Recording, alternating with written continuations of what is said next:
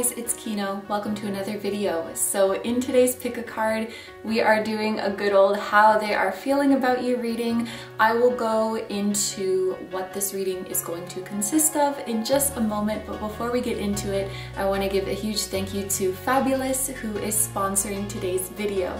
Fabulous is the #1 self-care app to help you build better habits and achieve your goals. What I really like about Fabulous is that it uses a gentle approach to help you build your habits slowly over time with a lot of positive reinforcement. And according to behavioral science, this is the best approach to stick to your habits and be consistent with them in the long term. So there are two different ways that you can use the app. One is using the app's journeys, and these are guided programs that help you with lifestyle changes like eating better, getting more exercise, building your self-esteem. Or you can also choose to build your own routines by selecting from over 100 habits that are in the app, or you can even create your own habits. Fabulous honestly has so much to offer. There are daily coaching sessions that you can listen to. There are circles, which is like an online community of people who have similar goals as you.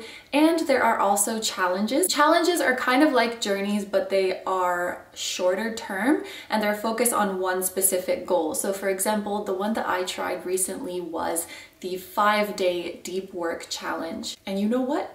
I actually did 5 full days of work. I had always pinned myself as someone who is distracted and unmotivated, and I need a lot of rest and a lot of time to get anything done. And actually one thing that this app has really shown me is that I can change. Like, I shouldn't put myself in these boxes and define myself in a certain way. I can't do this. Baffy?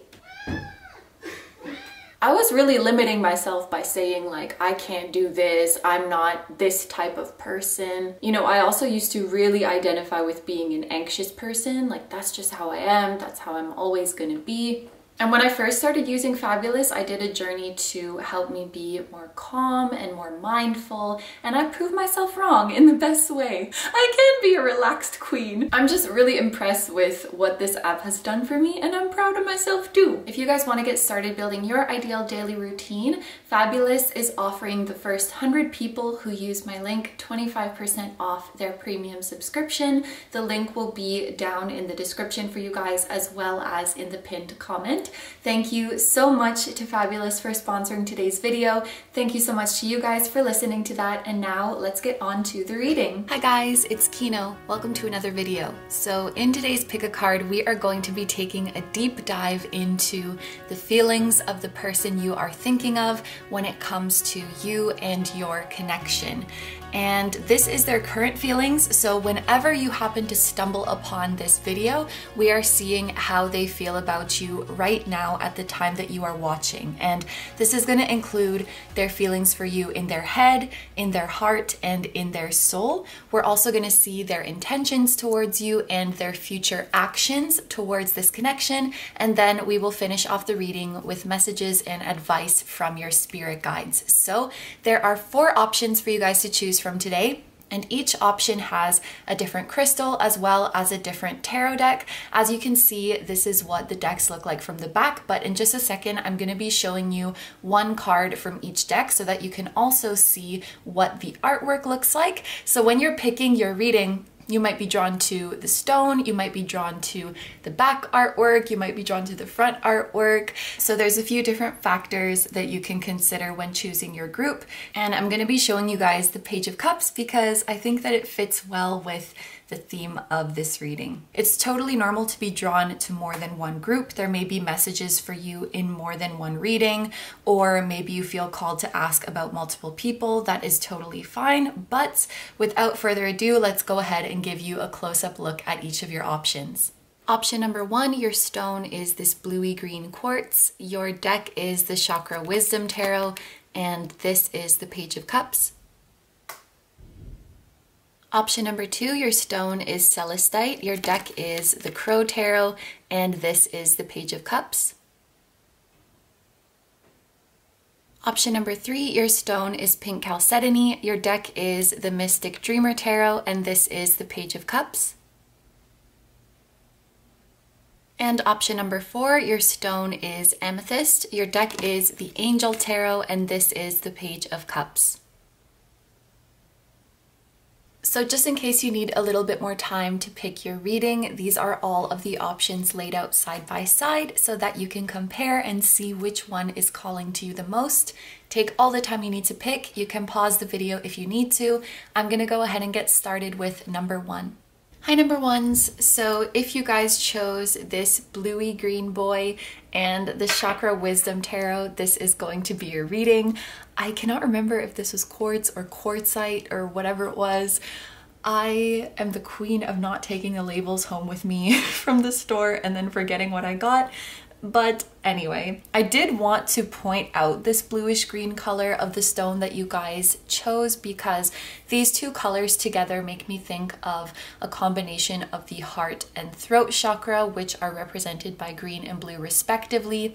And when these mixed colors come out in a reading, it does make me think of speaking from your heart or even a heart-to-heart conversation. So it could be that this person is really wanting to open up to you, really wanting to have a heart-to-heart with you. And actually, the deck that you guys were drawn to, it has this theme of rainbow colors, and this is something that makes me think of showing your true colors to someone, showing someone the full spectrum of who you truly are. So it kind of feels like this person is wanting to just open up and let you know what's been really going on with them and show you everything, like the good, the bad, and the ugly, even the parts of them that they're afraid are weird or that would be judged. It's like they just want to release it all. They just want to let it out and let the true colors of their heart really, really shine through. So without further ado, let's get into your cards. I'm actually going to start with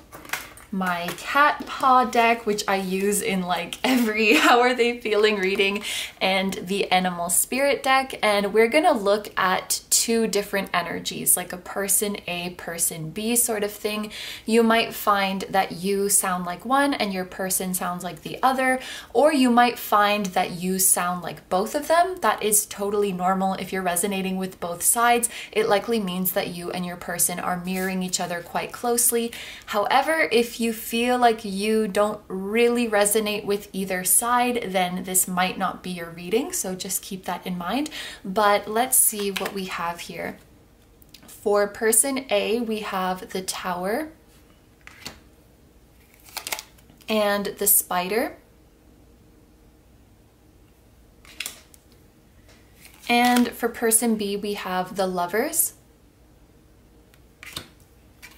and the Mouse.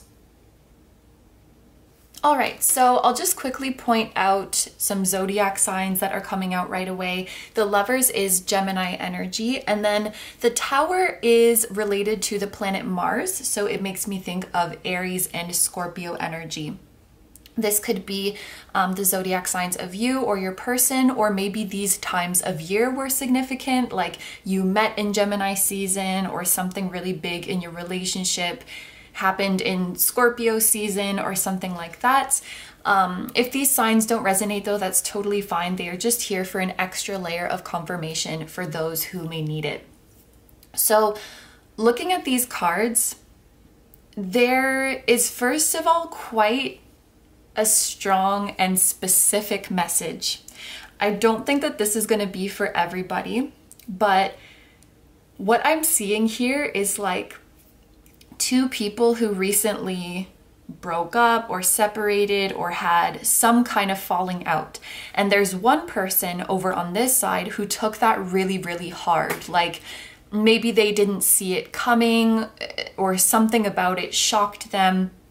And it seems like this person kind of fell apart when this separation or this falling out happened. They felt it really, really strongly. They felt the pain, they felt the fear, they went through all of those emotions, like they went through the process of grieving, and now they are just starting to build themselves back up again, slowly but surely. On the other side, I see somebody who, it's like they immediately moved on. When I look at the Lovers, this could even be like they went to be with somebody else, and on the outside, it appeared like everything was fine. Oh, I'm so happy without you. Look at me moving on. I'm so happy with my new person, or I'm so happy with my new life. But on the inside, even though they were portraying themselves like a cat, they felt like a little scared and weak mouse on the inside. So it's kind of like both sides were going through this pain and fear, but this person over here was brave enough to embrace it and go through that grieving process, and this person kind of avoided it and just pretended everything was okay and is feeling kind of weak on the inside. Like they didn't use it as an opportunity to get stronger. I guess I could say it like that. So again, I feel like that will just be for a select few of you, but I really had to mention that because it's coming through very strongly. So I'll give a little bit of the more general interpretation now.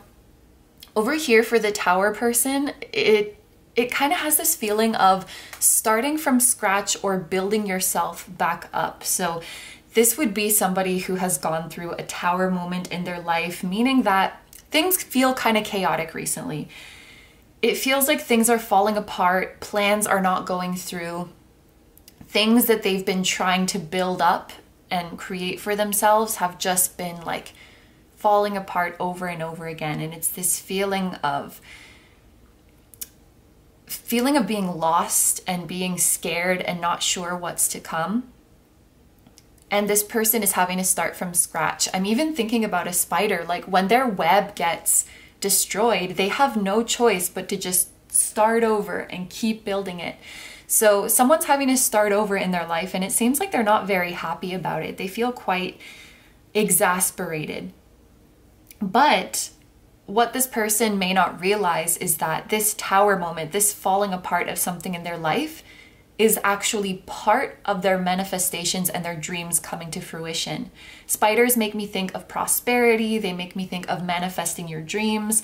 I think it might even be in Colette Baron-Reid's spirit animal deck that the spider is associated with manifesting and creating your dreams. So it's actually an answer to their prayers. It's a divine intervention that is removing things from their life that need to get out of the way so that their dream life can take place. But in the process of this Tower falling apart, it feels very jarring. It feels very scary.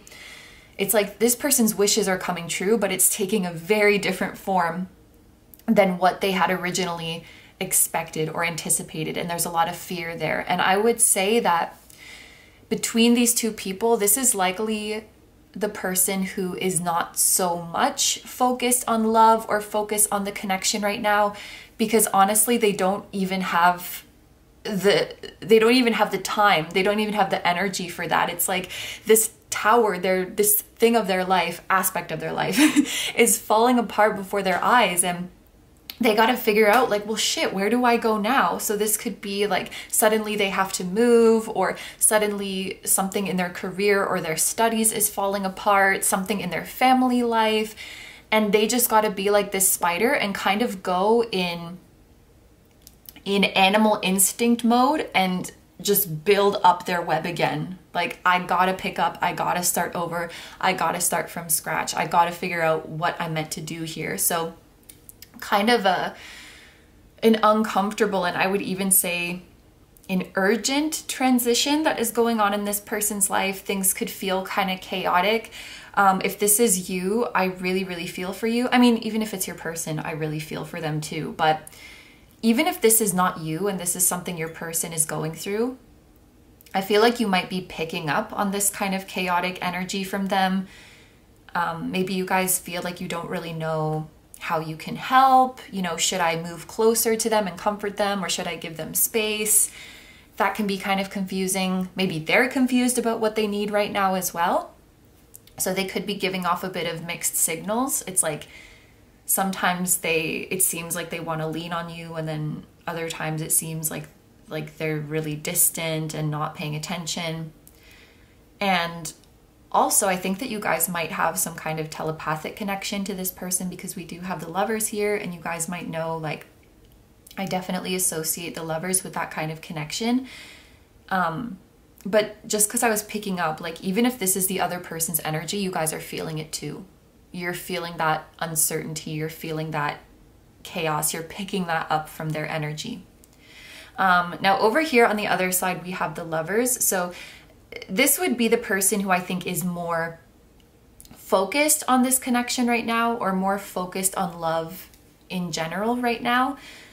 I I think that they're definitely feeling their feelings for the other person bubbling up, and on one hand this is making them really happy and bubbly and they're embracing it.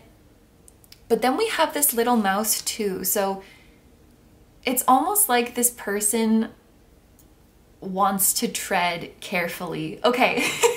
I'm being shown a visual of like, you know how deer are really beautiful and gentle, and you want to look at them and you want to get closer to them, but if you move too abruptly or move too strongly, the deer is going to get scared away. So it's almost like this person is starting to feel this beautiful connection, these beautiful emotions towards their person. And they're like, I don't want to make any sudden movements because I don't want this feeling to go away. It's maybe this is something really special, like they've never experienced it before. They don't know how to proceed with these feelings. And I don't know, it's the weirdest thing, but I just saw it like a beautiful deer, like this beautiful, gentle, delicate deer. And they want to proceed with caution. Maybe they don't want to scare the other person. They want to make sure that they're not going too fast or that they don't misstep in any way. It's almost even like holding precious china and you're scared to drop it. So this connection is something really, really precious to this person, and they really, really don't want to do anything to mess it up or to lose it. You know, with this Gemini and Mercurial energy, this person might be the type to really get in their head about things, which can be good and bad. Like on one hand, I think this person is having amazing daydreams and fantasies about the other person, but at the same time, they could be overthinking about, what if I say or do something wrong? What if I turn off the other person? What if I, step out of the divine plan? And that was my other point. I do think that this person is starting to awaken to spirituality, and especially awakening to the presence of their spirit guides. When I see this mouse card, the little colorful lights here do make me think of spirit guides or guardian angels. And then with the Lovers having to do with psychic connection and psychic ability. In fact, there's usually an angel in this card. Like there's two people coming together and then there's an angel.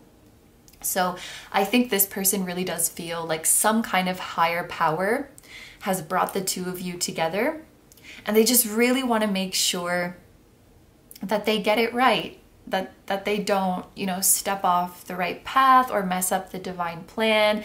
And I also feel for this person too. I wish that I could hug them and tell them everything's going to be okay.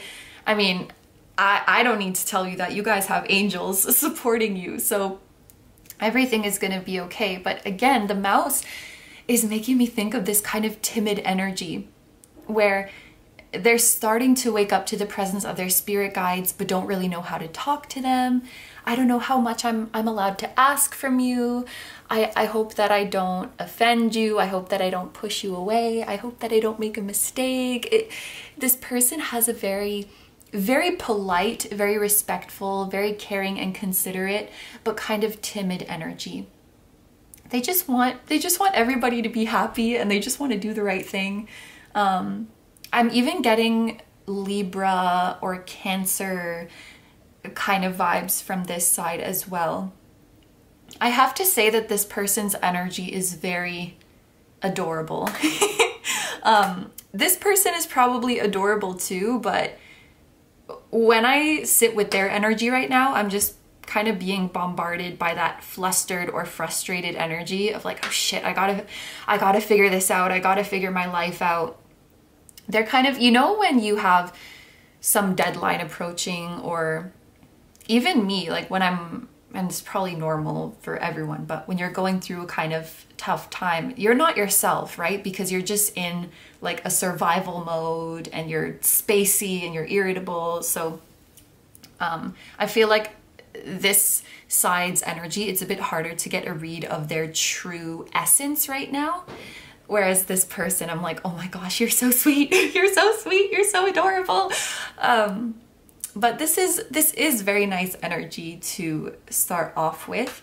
We're going to take a look at some more oracle cards now and see the energy that exists between the two of you. I just looked up and saw 1441 on the camera timer, which is actually, this combination of numbers is quite angelic in nature. And we were just talking about you guys having angels around you, but also the word home is coming to me very, very strongly. So it could be that you guys feel at home with each other. This person feels very comfortable, safe, at home with you, or in general in your life, you are feeling more and more at home. Like you're finding where you really belong in life, feeling like you really belong in this world, finding inner peace. Okay, so the first, the first, for some reason, I do this weird like hee laugh when I'm reading, and I don't know where it comes from. It's not something I do in real life, and it's embarrassing, but commitment. It's a sound of glee, okay? It means that I'm happy for you. So I think that both of you guys are the committed type. Both of you guys want commitment. You want that feeling of safety and security. Maybe this is why home came up before. There's also loyalty and dedication on this card as a message. So I think that for both of you, there's kind of this feeling like there's nobody else. Like there's nobody else but this person for you, and there's nobody else but you for this person. Not in the world, but like in terms of your emotions right now, it feels like you guys are not entertaining anyone else.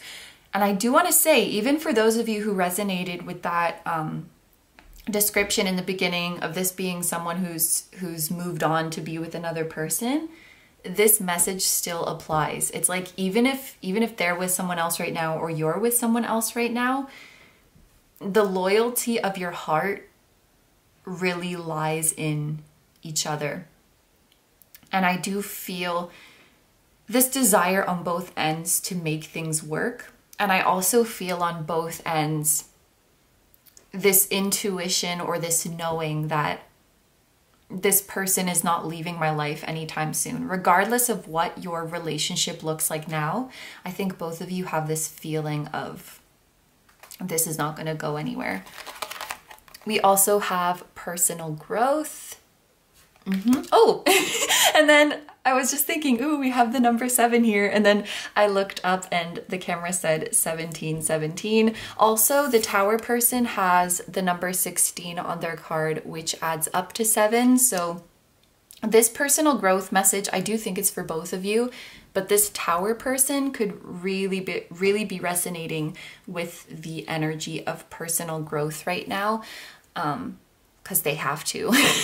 Like the universe is really pushing them to grow and to transcend right now. I think there's big changes happening in their life. But I think both of you are on a journey of personal growth right now. And even we could read these together, like commitment to personal growth. And this is something that I think is really going to help your connection. We also have relax. So this is a beautiful message. It's telling you not to worry. It's telling you to let go.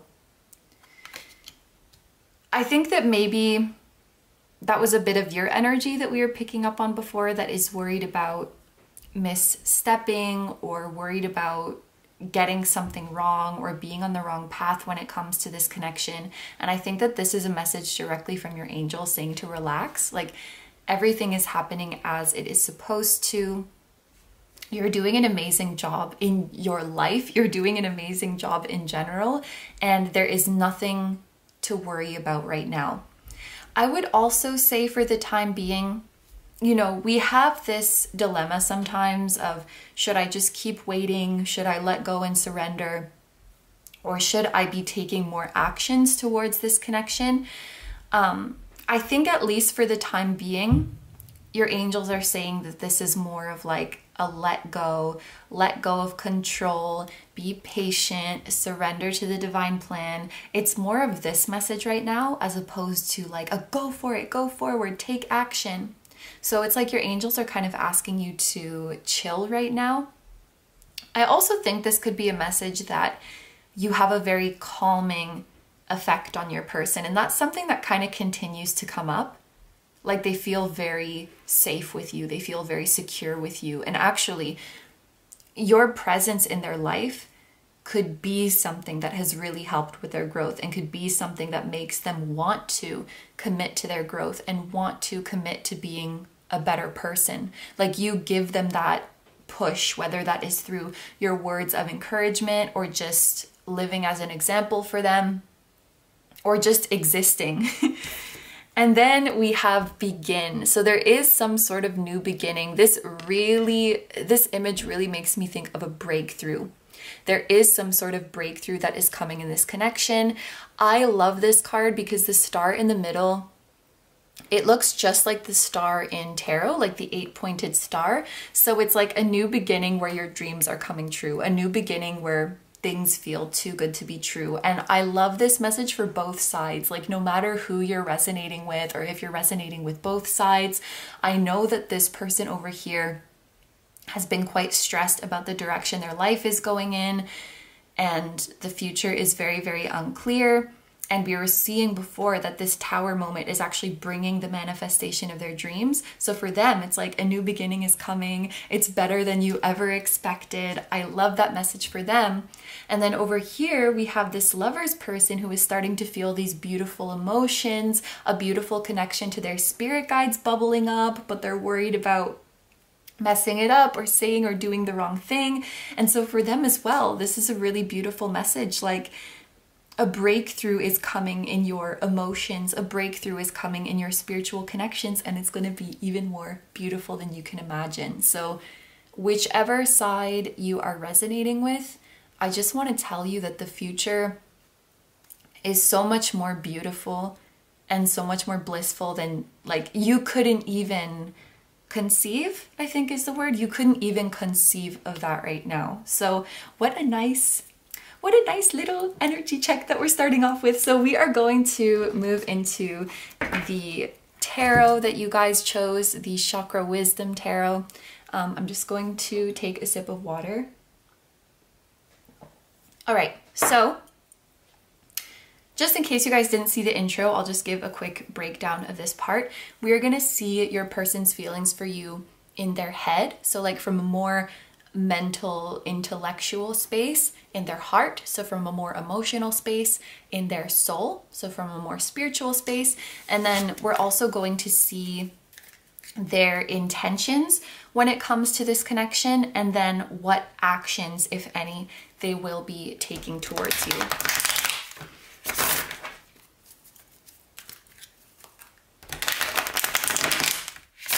Ooh, okay.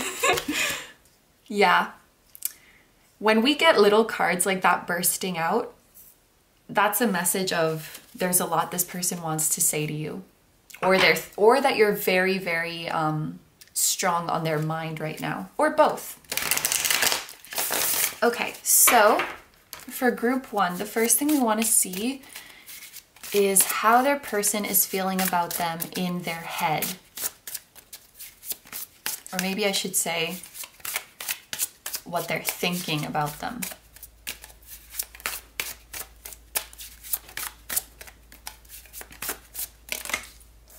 So first we have the Princess of Coins. This is the Page of Coins. And how are they feeling about them in their heart space from a more emotional perspective? And we have, oh my gosh, we have the Empress. These actually go together quite well. And what about from a spiritual perspective? What is their soul feeling? The Wheel of Fortune. Okay, and then what are their intentions? What is this person's, and I want to emphasize this is 3D intentions. Like, what does the human intend to do?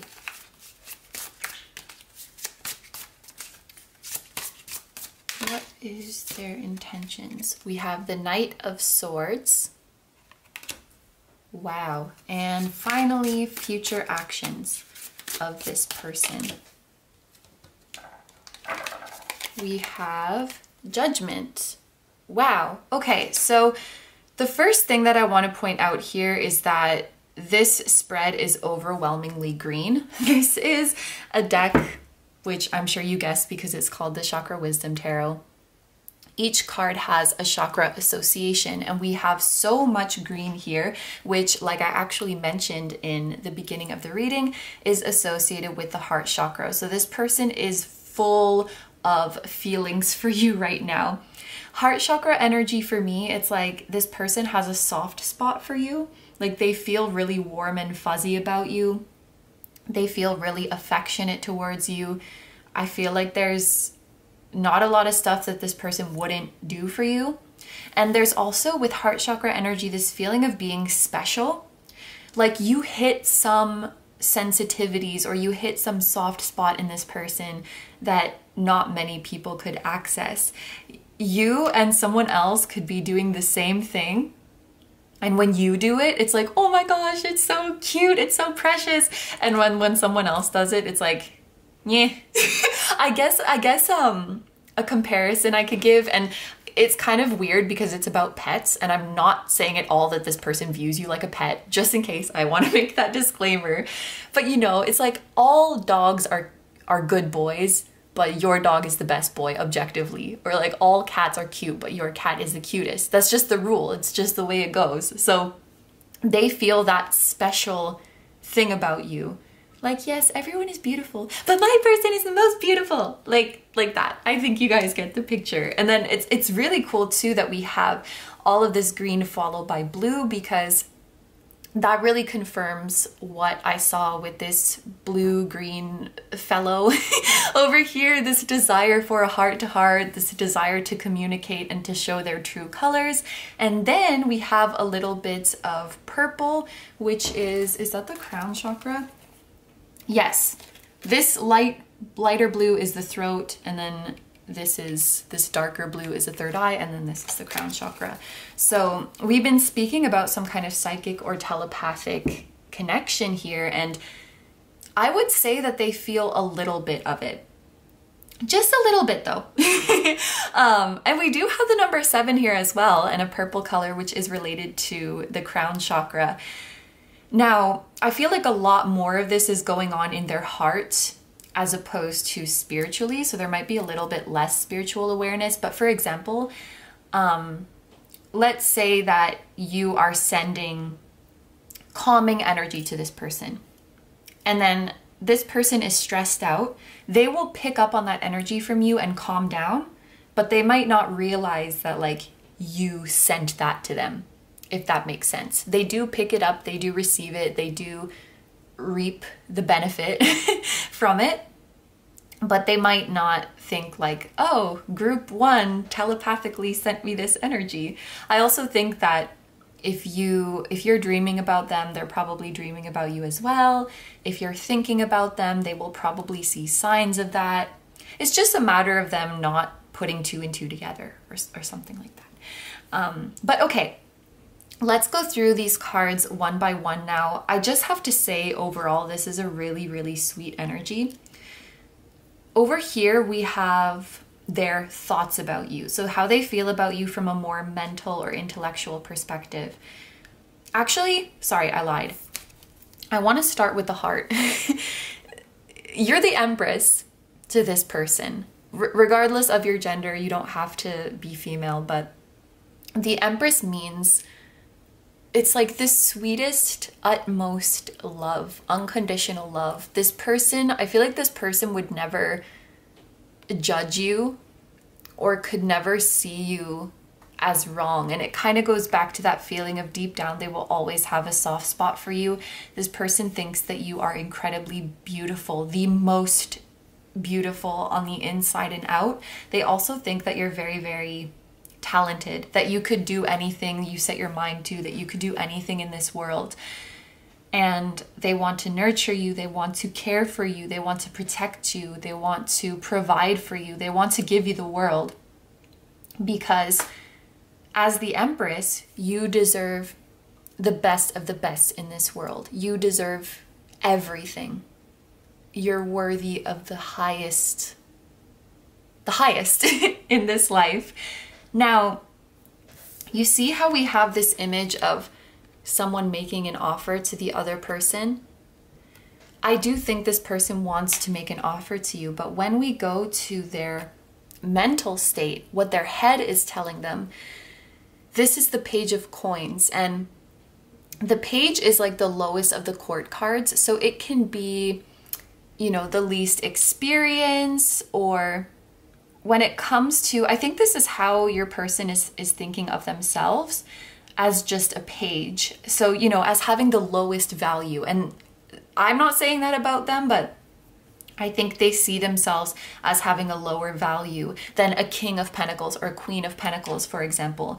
And I very often see when it comes to connections, when someone's coming through as the Page of Pentacles, it's like they're really not sure what they can bring to the table or how much they can offer you. And often that kind of leads to feeling what they have to offer is not enough. Of course, every tarot deck is really different, and pages of coins show up in many different shapes and sizes and many different positions. And if we look at this one, this definitely looks like a more pensive page of coins. They are holding the coin lower, so that gives me a feeling of more humbleness. You know, some decks, the page is like, ha, look at my coin, and like holding it up in the air. This person is holding it lower and looking down at it. Like they're really contemplating it. They're really reflecting on it. And this is totally them thinking, I don't know what I can offer to group one that they couldn't go out and get themselves, or that they couldn't go out and do a better job of getting for themselves, or that someone else could give more to them.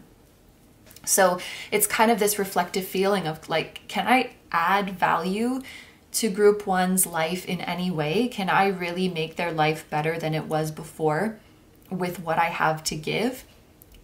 With this being coins or pentacles, this could be like more in a material sense. So maybe this person is kind of insecure about their career or their financial situation or their status. Could also be their physical appearance, because coins is just like, you know, material, tangible, physical kind of things.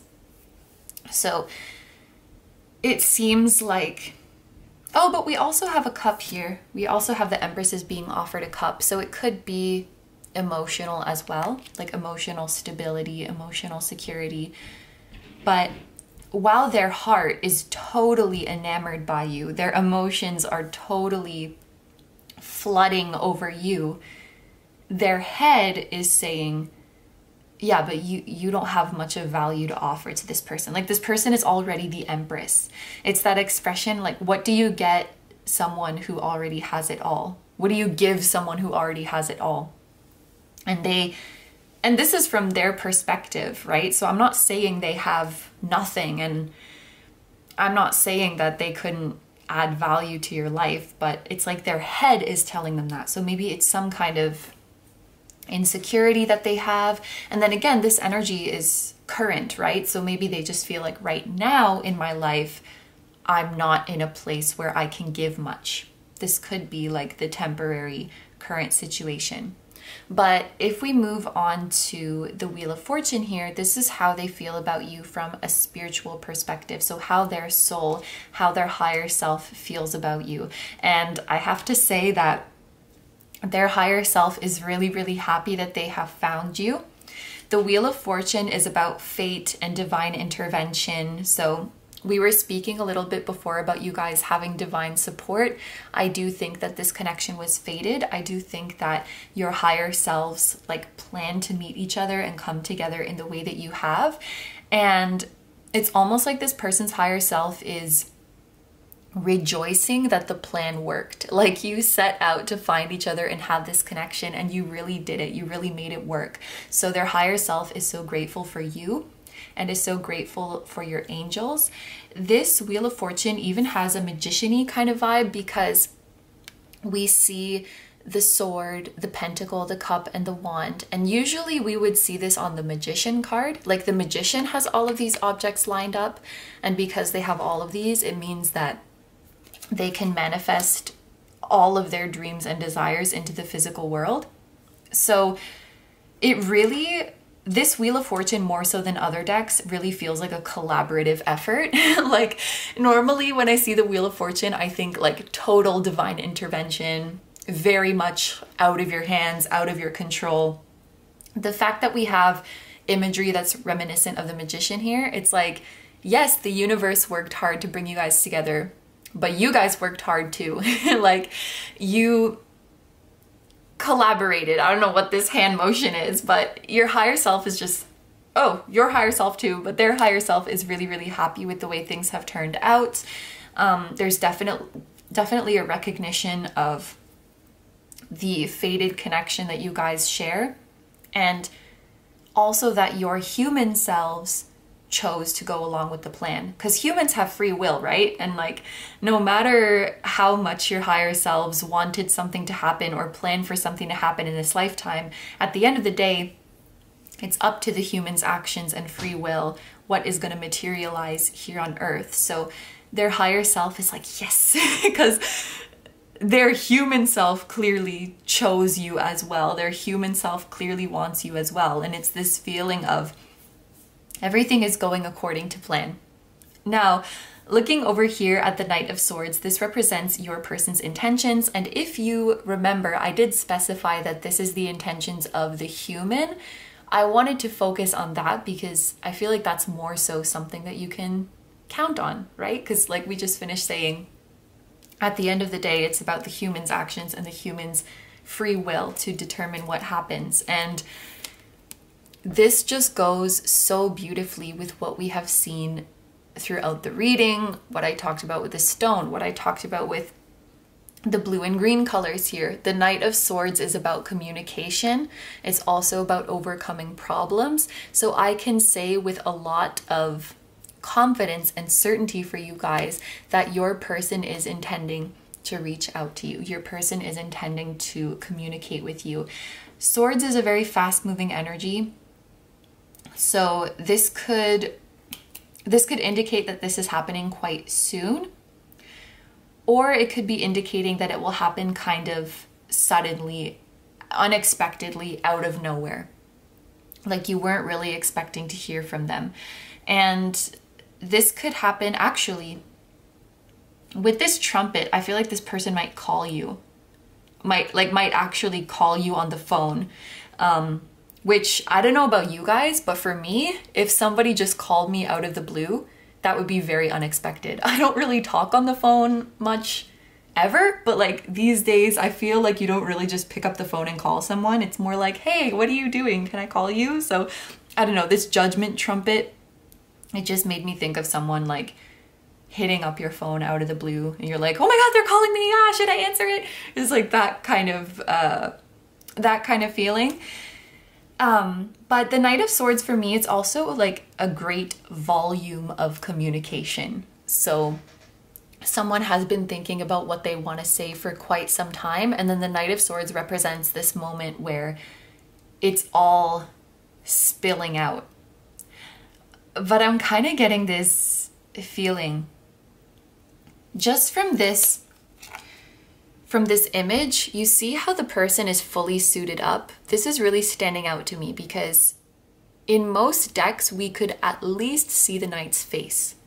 He could be wearing armor, but I feel like we at least will see his face sometimes. And even the horse is wearing armor.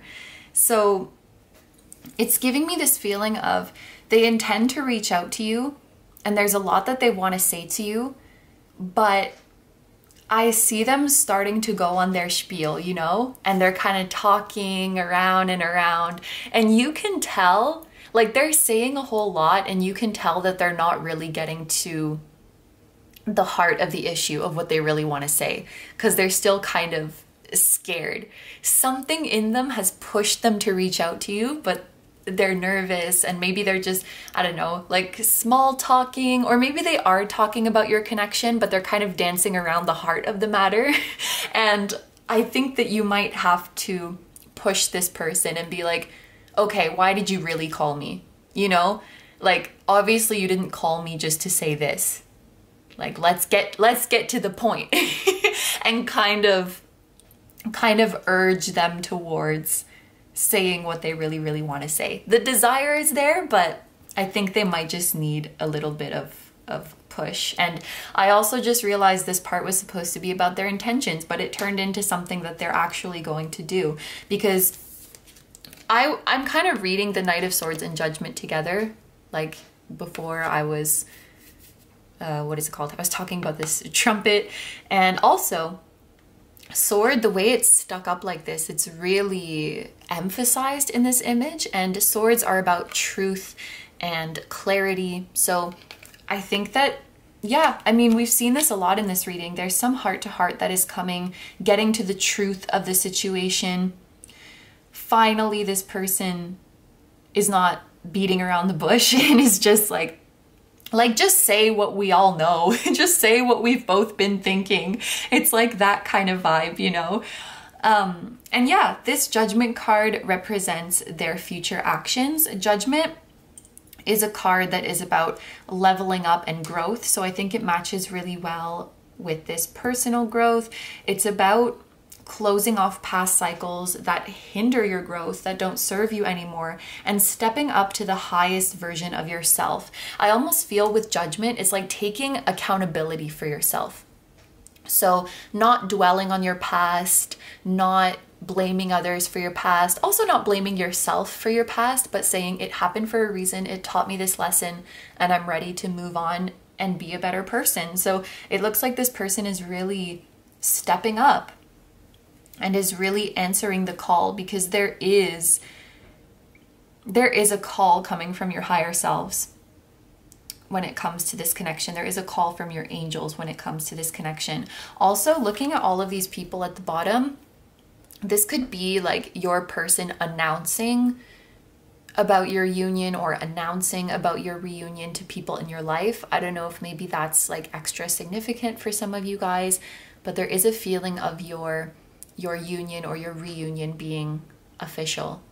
Like they're standing on a rooftop with a big megaphone. Like, everybody, let it be known. Wait, let it be known. Did that work? I'm trying to make a megaphone sound with my hands.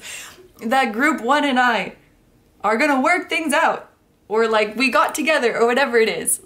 It's not going to be a secret, and for some reason I feel like that is significant information for some of you guys.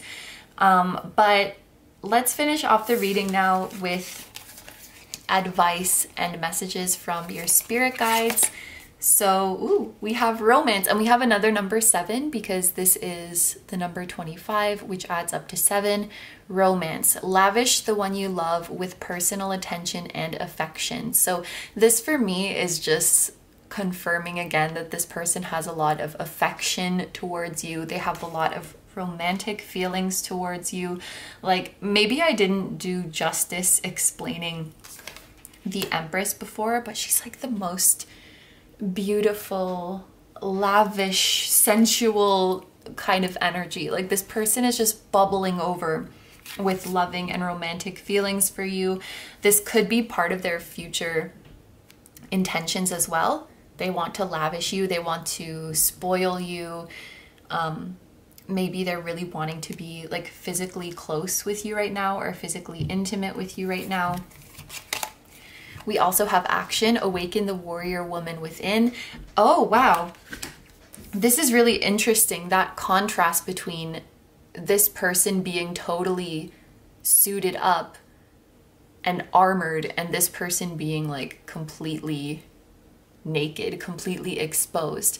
I do think that your person will be the one to reach out next and will be the one to initiate this communication with you.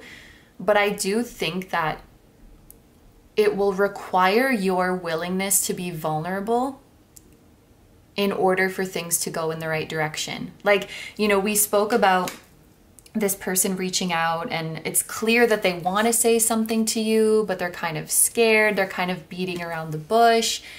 And I think if you just passively accepted that energy, it could end like that. Like, they could, in the example that they're call you and talk about all this stuff and not really get to the heart of it. And then it's like, okay, bye. You know, this is how you can tell isn't it like older people who do this. And then, I don't know, do Gen Z, when you pretend to talk on the phone, do you do this as if you're holding a smartphone, or do you do this? Anyway, what was I gonna say? Oh yes, so it will require your willingness to be vulnerable, because I feel like in order for this person's armor to come off, they kind of have to see first that you are willing to be open, that you are willing to be vulnerable. And then that will kind of soften them up, and that will help them to take off their armor. Also, just going back to that feeling of this person thinking you're very beautiful and wanting to maybe be like close and intimate with you. They might be thinking about you in the nude quite a bit, whether that's imagining what it would be like or thinking back on times where you have been. It really does seem like they are thinking about you in this way. I also want to say that any action you take in this connection should be inspired action, because we did have this relax message that there's no need to rush things, there's no need to force things, that everything is going according to plan. So I would just say not to take action when it feels forced, not to take action just because like you feel like you should be making progress right now. Or you know, when you, maybe if someone's not responding to you, or they just haven't reached out to you in a while and you want to talk to them, and you're trying to think of things that you could text them about, and it's almost like your angels are saying, if you don't have anything to say to them, there's no need to reach out, like just because you want an exchange going, or just because you want to feel like the relationship is going somewhere. Like if there's no specific message that you really need to or want to say to this person, then it's okay to just leave it alone, like, and not search for reasons that you have to reach out to them, if that makes sense. So the next card that we have, release the tension, relax. So we might have some overthinkers in this group. Relax your face and shoulders, let it all go, surrender. I do want to point out these people look very, very similar. Again, we have a nude person who is all sprawled out. So yeah, for many of you, I think that your person could be thinking about you in this way quite a bit.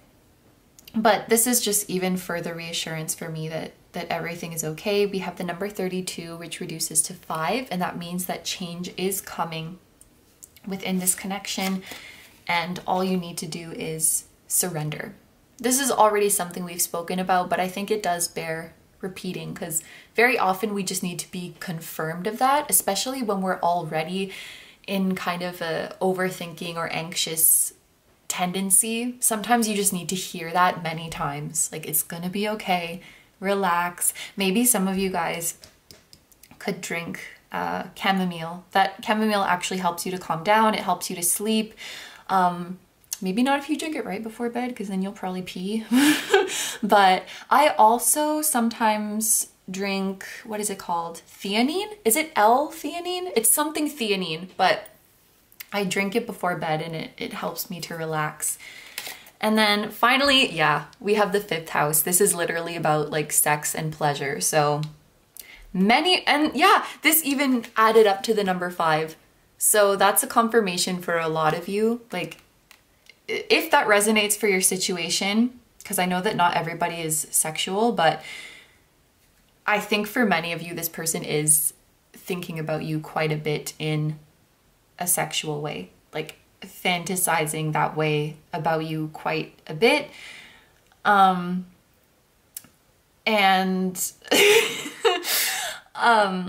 this can also be talking about a time frame. If you guys do know your birth time and like you know your birth chart, when the sun is in your 5th house, that could be a significant time. So for example, my rising sign is Taurus, so 5th house is the sign of Virgo. So if this were my reading, it would be like when the sun is in Virgo season. That will be an important time for me. If you don't know your birth time, then you can think of this as Leo season, because Leo is the sign that is traditionally linked to the 5th house. So yeah, Leo season might be really, really important for you guys. We had a lot of, maybe not a lot, but we had a couple number 7s in this reading. 7, 7, 6, 5, 5. Yeah, like 5, 6, 7. So maybe like the months of May to July could be significant. I was just thinking because like Leo season starts in July. So like that window, and Gemini season is included in there as well in May to July. So that matches up too. Of course, this is a timeless reading, and this is going to be uploaded in, oh God, I don't know, March? March or something? In which case that window would be coming up pretty soon. But if you do happen to find this after July has passed, I do think that things are happening pretty soon for you guys. So I would say that this is like either 5 to 7 days or 5 to 7 weeks. I don't think that it would be months, just because, I don't know, that Knight of Swords energy and just the overall positive and uplifting energy of this reading, it made me feel like there's not that much right now in terms of blockages or like feeling stuck. At least it didn't really look like that in this reading. So I think that it would be, yeah, I think that it would be weeks or even days. But yeah, that is everything that I'm seeing for you guys. So I'm going to end the reading here. Thank you very, very much for letting me do this reading for you. I hope you have a wonderful day or night whenever you're watching, and I wish you all the best. Please take good care of yourself, stay healthy. Don't forget to like, comment, and subscribe if you feel like doing that. I also have a Patreon, so if you guys are interested in seeing even more exclusive pick-a cards where you get to choose the topic, that will be linked down below too. I'm sending you lots of love, I'm sending your person lots of love, and your angels lots of love, and I will see you in the next one. Bye-bye! Hi number 2s, so if you guys chose the Celestite and the Crow Tarot, this is going to be your reading.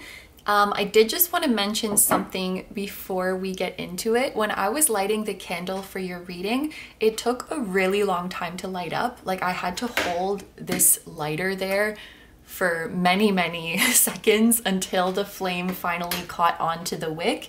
But then once the flame did start growing, it grew really, really big, really tall, and really strong. So I thought that that might be a metaphor for the progress of this connection. Maybe it is a little bit slow to start off, but then once the flame does grow, once the connection does start growing, it burns really bright and strong.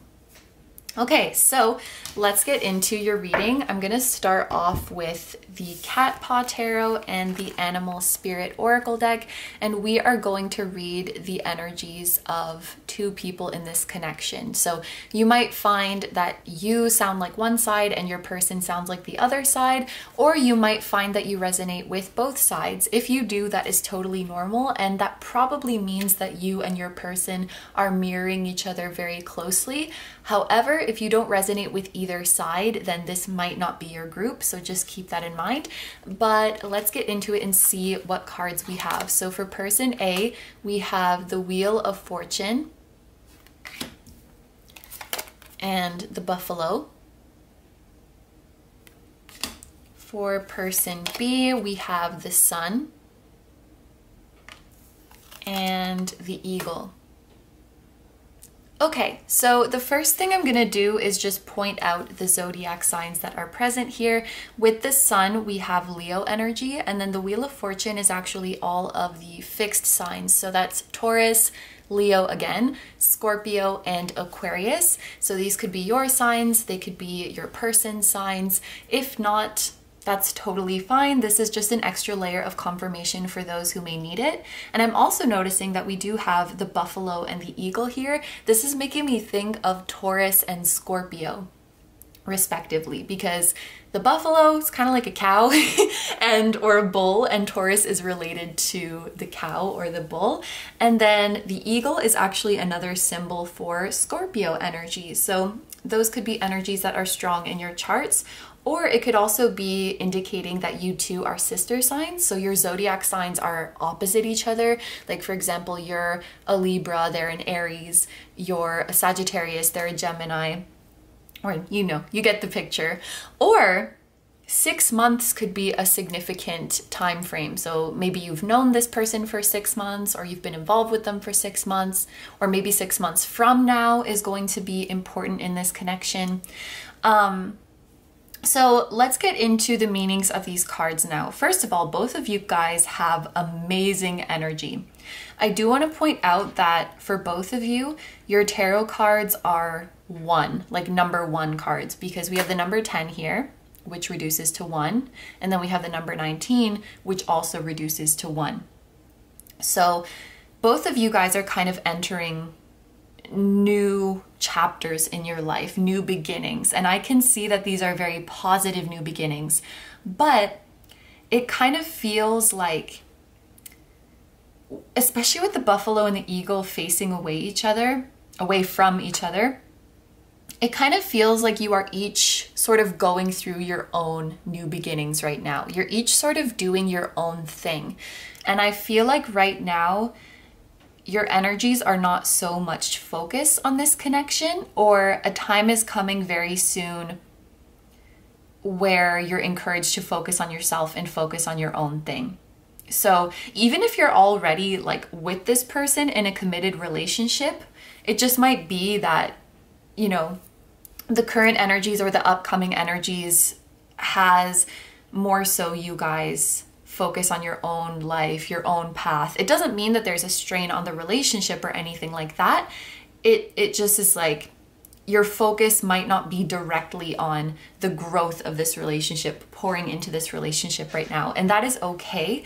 If you are not with this person yet, like you're not in a relationship with them yet, if you're just getting to know them, or if you're just interested in them, I feel like the current energies are not really pointing towards an immediate union, because you both have a lot of exciting things coming up, and you both have a lot of exciting adventures coming up for you. So I'm gonna start over here with the Wheel of Fortune person.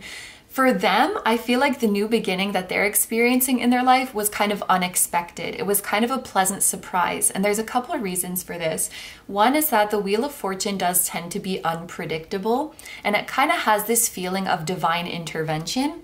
So I can see this little cat being like, oh wow, I didn't expect this opportunity to come, but like, hell yeah, I'm gonna take it. So really pleasant surprises, unexpected opportunities coming to the Wheel of Fortune person.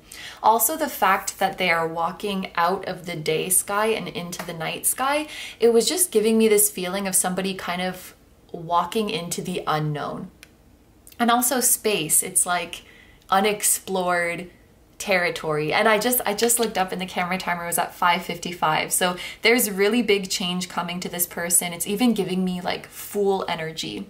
And they don't really know what to expect, but it's very exciting. The unknown is not making this person afraid. If this is you guys, by the way, and you've just gotten an unexpected opportunity, an unexpected invitation, or potential for a transition or a new chapter in your life, I have to tell you that you should go for it. Like if you were thinking of going for it, but I'm kind of scared of the unknown and I don't know how it's gonna go, I feel like it's gonna go amazingly. I feel like this opportunity that came to you, it was not a coincidence. It was a divine intervention. And with the buffalo here, this means that you're gonna be abundant, that you're gonna be prosperous, that you're gonna be supported. Cows and buffaloes make me think of the universe being very generous and providing you with everything that you need. So, you know, there is an unknown element here, but the universe is going to catch you. It's like someone taking a leap of faith off a cliff and the universe is there to catch them.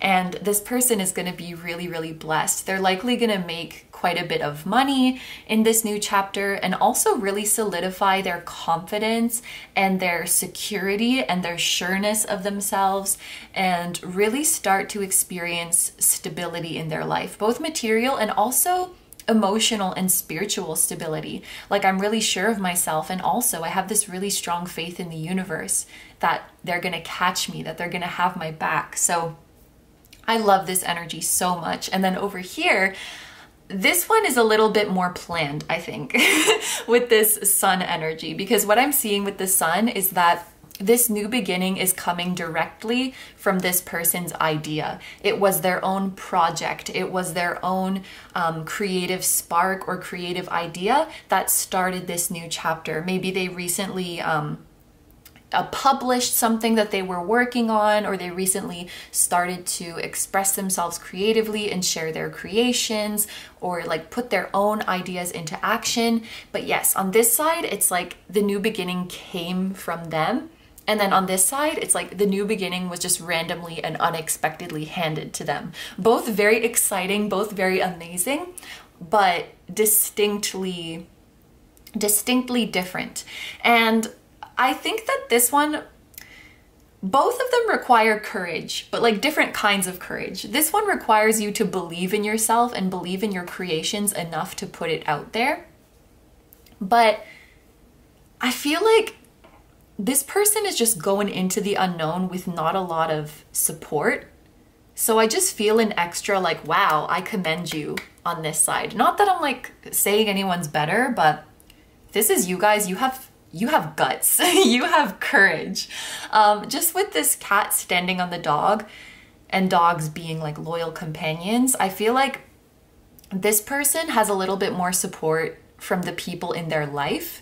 Like they have friends or connections who are helping them, and they're kind of standing on their shoulders, so to speak.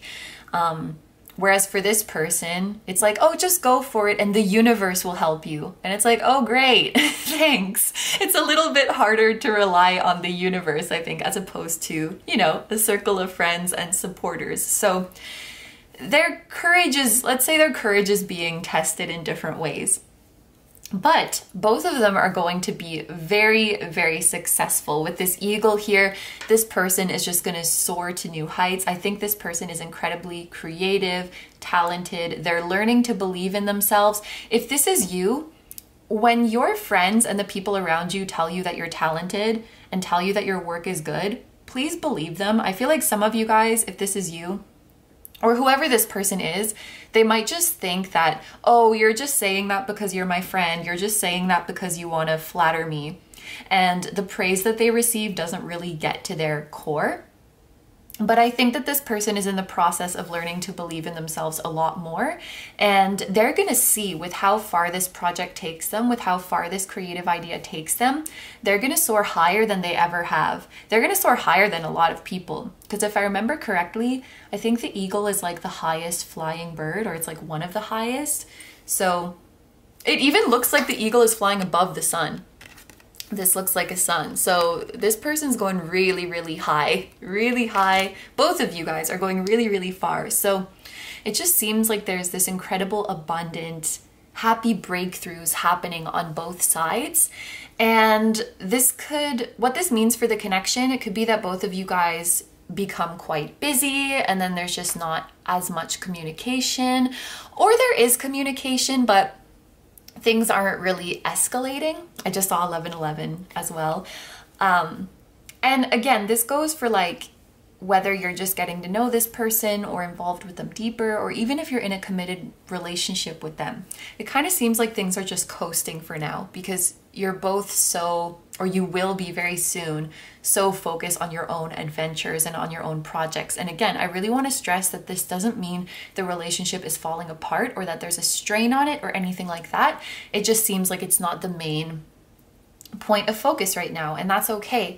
So we're going to take a look at some oracle cards as well to see more about the energy that exists between the two of you. So we have allow with flow, trust, and surrender.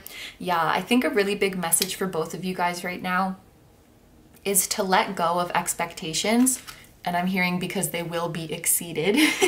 Let go of your expectations because they will be exceeded. And just see where life wants to take you right now.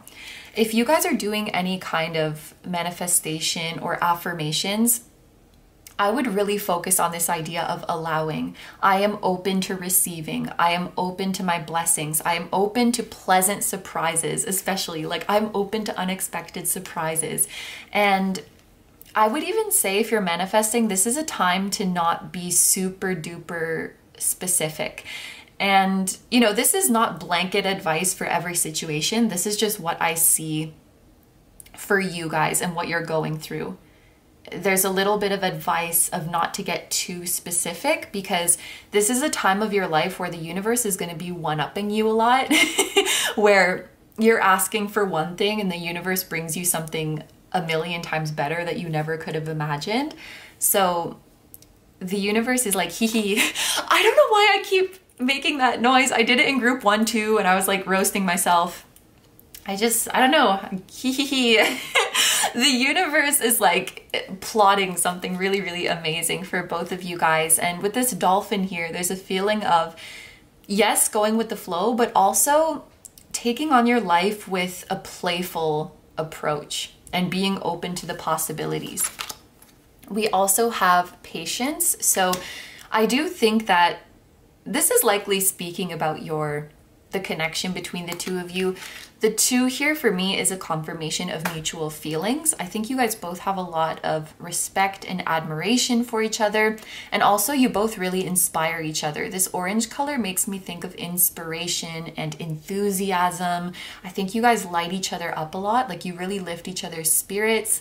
You might make each other laugh a lot as well. You just feel, it's like you feel quite bright when you're around each other. But when it comes to, we have like a 1 here, we have a 1 here.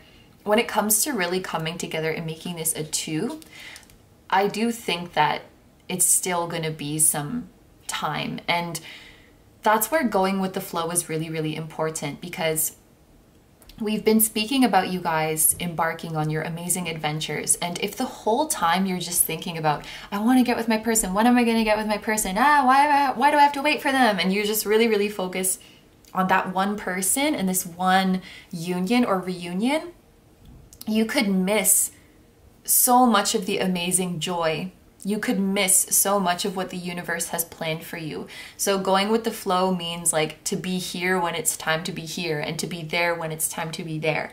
Because if you're here and your mind keeps trying to go over there, it's going to lead to frustration. It's going to lead to resistance. So being present and being grateful for the present moment and everything that it's brought you is very important. And to know that whatever it is that you want, it's coming to you at the right time, and you can enjoy it at that time when it comes to you. To always be right here, right now. We have aloe vera with soothe. So some of you guys, maybe in the past you've struggled with like control issues, feeling like you need to control the outcome, or feeling resistance when it comes to the progression of this connection, or, you know, where this relationship is at.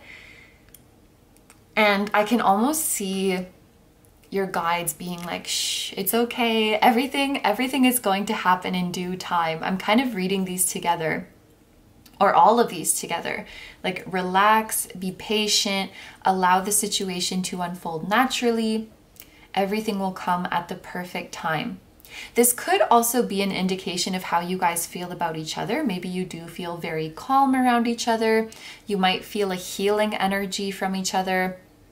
You know, the way you lift each other's spirits. It's like you could have the worst day ever, but if you hear this person's voice, or if you see this person's face, and I think this is very much mutual, it's like, even if you had the worst day ever, just being in each other's presence, or even just thinking about each other, it like immediately makes you feel better. And with this allow, I think you guys both really appreciate about each other that you can be yourselves around each other. Or if this relationship is still a little bit new, you might just have that feeling like, I know this is somebody that I could open up to and be me around and just have a lot of fun with. The sun is also very playful and childlike energy. So I just feel a lot of humor and a lot of cheer and a lot of like lifted spirits coming from this connection. And then finally, we have truth. Wow. So this is really powerful in the context of this reading. It's almost like your guides are saying, there's no need to worry if you guys are maybe coasting for now, or maybe even if you drift apart a little bit for now, it's gonna be okay, because this is true love. And deep down, both of you know your truth. Nothing is gonna change how you feel about each other. Not time, not physical distance, not any external circumstances. Nothing can change the truth that is in your heart. I'm also noticing we have 3 eyes here. So the third eye is like your deeper knowing. I think both of you mutually recognize that this connection is very special, and you see the truth of how precious a connection like this is, and nothing can get in the way of that. I also think that this is referring to you guys like going out and discovering yourselves and finding your truth.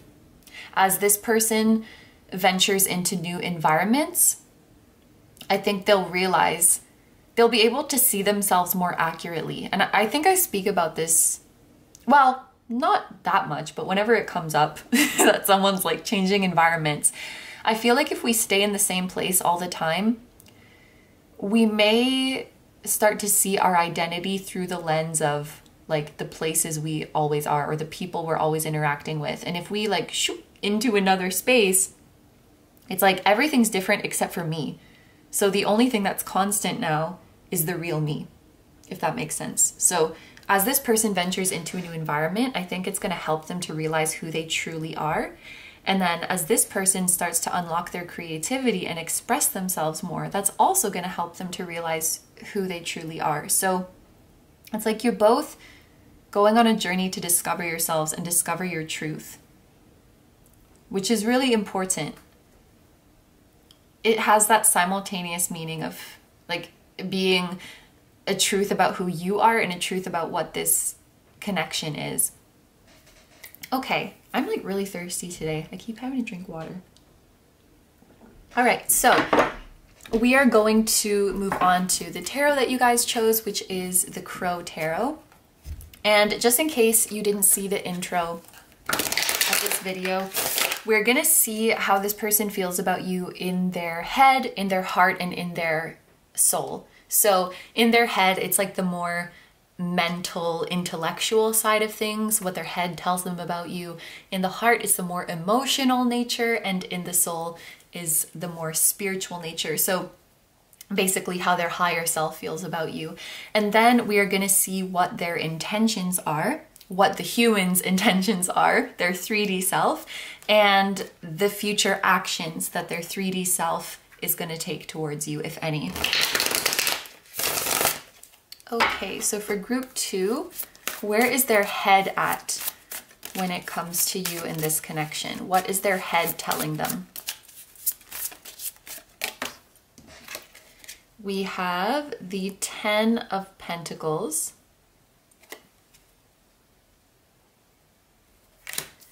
Okay, what is their heart telling them? 5 of Cups.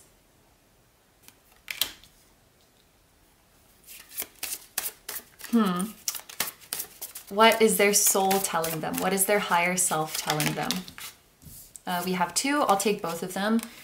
We have the 9 of Cups and we have the 8 of Cups. I'll just put them like this so we remember they both came out together. And then what are their intentions? What are the intentions in the 3D?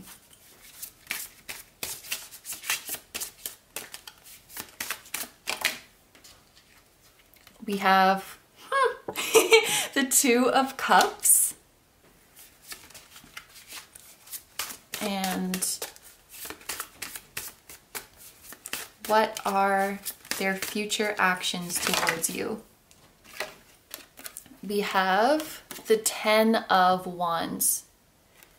Okay, so first I'm just gonna move these up a bit so that everything will fit nicely in the frame.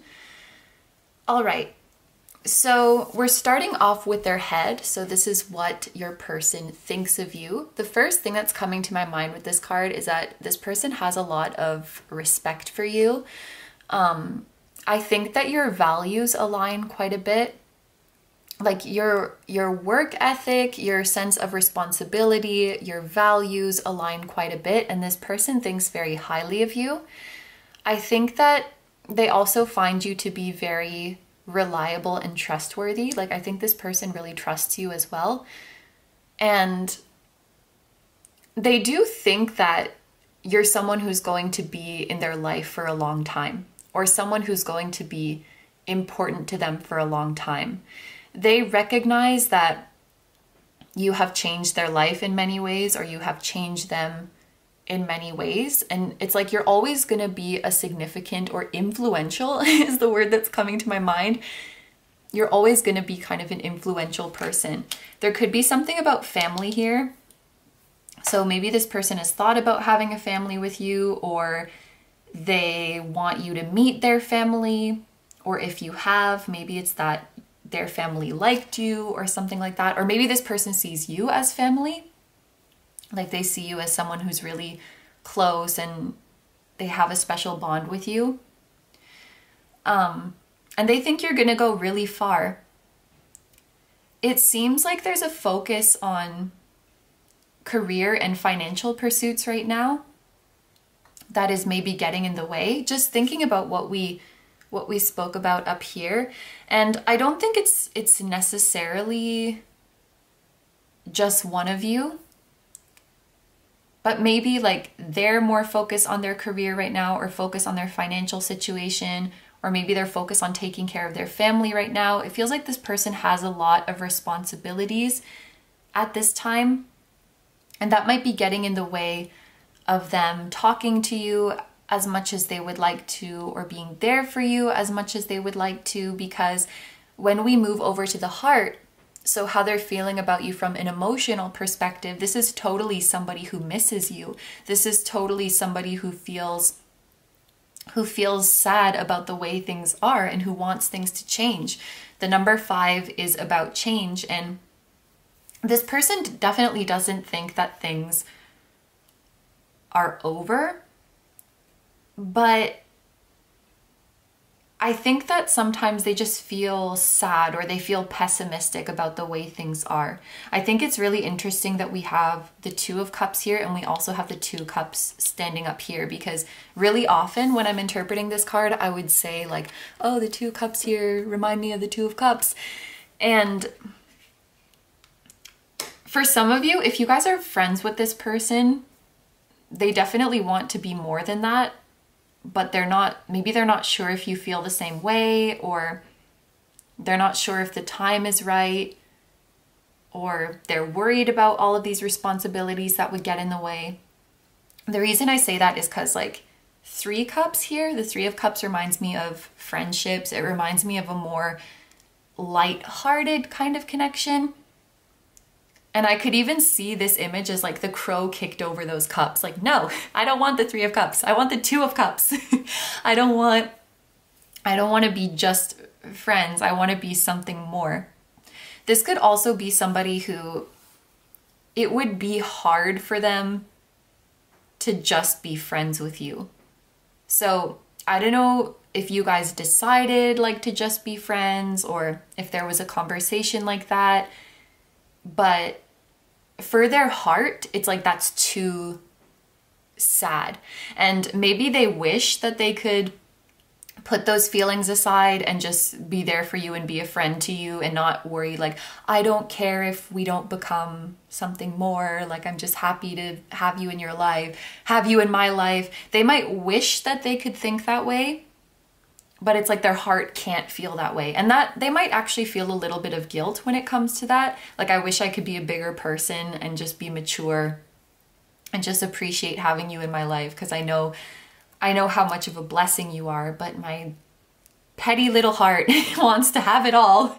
And you can even see on the 2 of Cups here, there's a big freaking live heart here. I think their heart it's like their heart gets in the way. Their head wants to just keep it together, but I think their heart is really, really yearning for you and really, really longing for you. If you guys are in separation right now, like you've already started this chapter of both of you focusing on your own pursuits, I think they really, really miss you. And oh, okay, this is interesting. I just got an image of you guys are like kind of separated in some way, and you're both working on your own stuff, you're both doing amazing, and this person really misses you. And they want to tell you that they miss you, but they're holding back from that because the way they see it, it's like, I don't want to make this about me. Do you know what I mean? Like why would my feelings matter when you're doing amazing things right now? I'm supposed to be celebrating your successes. I'm supposed to be saying that I'm happy for you and cheering you on. And if I start whining like, I miss you, I want you to come back, it's like making it about me and making it about my own desires. Like, this is how they see it. Whereas I think on your end, if you've been apart from this person and they're just saying like, that's amazing, I'm so happy for you, it's like, well, shit, aren't you at least a little bit sad? Like, don't you miss me? And so there's that kind of miscommunication where you both miss each other, but you're just thinking about it in a different way. They're thinking like, I should hold that back because I'm just supposed to be happy for you and be there for you. And you're thinking like, yeah, okay, thanks, but I wish that you would miss me. It's like something like that. But yeah, that's totally what I'm seeing with the Five of Cups. So let's take a look at these two cards that came out for their higher self. I do think it's very, very interesting. Well, first of all, we have a ton of cups energy here. Like 4 out of 6 cards are cups. So there's definitely a lot of emotion here. I also think it's really interesting that 2 cards came out when it comes to their higher self. It's almost like their higher self has really strong feelings for you or has a lot to say. And these are almost like opposite images. In this one, there's a bright shining sun and the cups are full. In this one, there's a moon and the cups are empty. So it almost feels like there's this kind of, oh, yeah, it makes sense. There's this kind of duality with this person. In daylight, in front of everybody, because the sun is like things that are exposed, things that you show off. Even like in astrology, the sun sign is what you expose to the world and the moon sign is like your hidden inner world. This could be someone who looks very abundant or is very abundant out in the world, but who might feel a little bit empty on the inside. And this might be somebody who unconsciously is accumulating a lot of abundance in the physical world to make up for some kind of emotional void.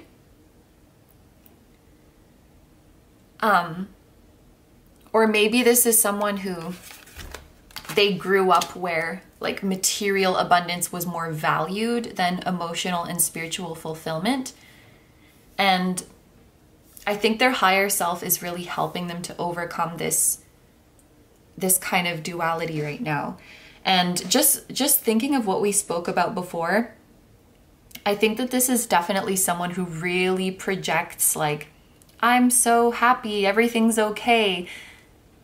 But on the inside, they could be feeling kind of lonely, or they could be feeling kind of lack. And yeah, there is some association for them. Like if I express my lack, if I express my dissatisfaction, if I express my sadness, it's like selfish because it means I'm begging for attention. So that might be something that needs to be unpacked for them. Like, I don't know if this person was like scolded when they, when they were, and this is something I don't understand. Like when little kids get scolded for crying, I'm like, they're little kids and that's the only way they have to communicate with you. They don't have like the verbal skills necessary.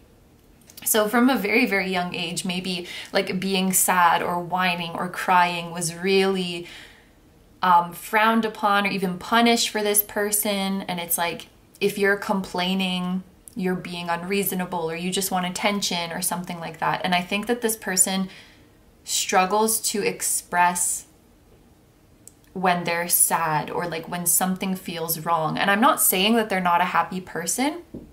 Like we've seen a lot of bright and sunny energy throughout this reading, and I don't want it to come off like that's not really them, because it is very much really them. But it's like, It's one facet of them, and it's one facet of them that they really, really push out because that's the one that receives the most like positive attention. But I think what they're not realizing is that that might actually be getting in the way here. Like showing your positive, bright, happy side and hiding away the sad side, while it may seem like that's the best thing for everybody, because like, oh, everybody wants to be around happiness, sometimes you need to let those feelings of disappointment and dissatisfaction out. Because sometimes showing that negative emotion shows how much you care. Like when you show anger, when you show sorrow, that shows that you really care. And it's not just about you. Like it shows that you care about the other person, but they just have it in their head that like, if I'm a selfless and considerate person, I'll deal with my negative emotions on my own. Like how selfish of me to make everyone else deal with them. Whereas I think on your end, it's like, I want you to share that stuff because it makes me feel like you trust me. It makes me feel like you care about me. It makes me feel like you're safe around me. So I can see how there could be misunderstandings in this connection for sure. And maybe their higher self has kind of let you in on this secret, so you can kind of intuitively sense this about them. And actually, maybe this is their higher self coming through in this reading to let you know that. Now, with the Two of Cups here, this is pretty straightforward. Their intention is to be with you. Like, they intend to be with you. They want to be with you. We have another Lion here. So again, Leo energy. I think Leo energy has appeared 3 times throughout this reading. Leo energy might be significant for you guys, but yeah, the Two of Cups is the same 2 cups that we were talking about here. This is soulmate energy, just in case that's significant for you guys. But this is like a mutual, happy, reciprocal connection where both people are contributing, both people are filling each other's cups. I love how it looks like they're like the crows are kissing. Maybe this person really wants to kiss you, really wants to expose their heart to you as well. So yeah, this card doesn't take that much further interpretation. It's very, very clear and specific when it comes to someone's intentions. They want to be with you. They want to take this one and make it 2, like we spoke about earlier in the reading. But when it comes to their future actions, we do have the 10 of Wands. I think I'm going to take a clarifier for this, just because when the 10 of Wands comes out in a relationship reading, it does give me the feeling of one person doing all the work. But it's like, are they doing all the work, or are you doing all the work? Okay, can we please clarify? And it fell on the floor. What is it? Okay. Oh, so we have the 6 of Pentacles, and we have the 4 of Cups also at the bottom of the deck, which I think is significant. This person feels like they have to carry all of their burdens by themselves. I'm surprised I didn't get that because like it's what we've been talking about for this whole reading, but I guess I just needed to see these extra cards. But yeah, this person feels like they need to carry their burdens all by themselves. And this is actually very opposite energy to the 10 of Wands, because this is about fairness. This is about equality. This is about harmony. So, and also, this for me is like a second 2 of Cups in the deck. Maybe some of you guys know that, but I think of the 6 of Pentacles as kind of like a second 2 of Cups, in the sense that for me, it's also like a soulmate, reciprocity kind of indicator. Libra energy could be significant as well, because we have the scales here. I feel like there's been opportunities for this person to open up to you, but they don't see it. The 4 of Cups is like something's being offered to you, but you don't see it. And you're staying in this dissatisfied energy without realizing that the solution is right in front of you. I feel like literally at any moment, this person could open up to you. This person could reach out. This person could be vulnerable with you.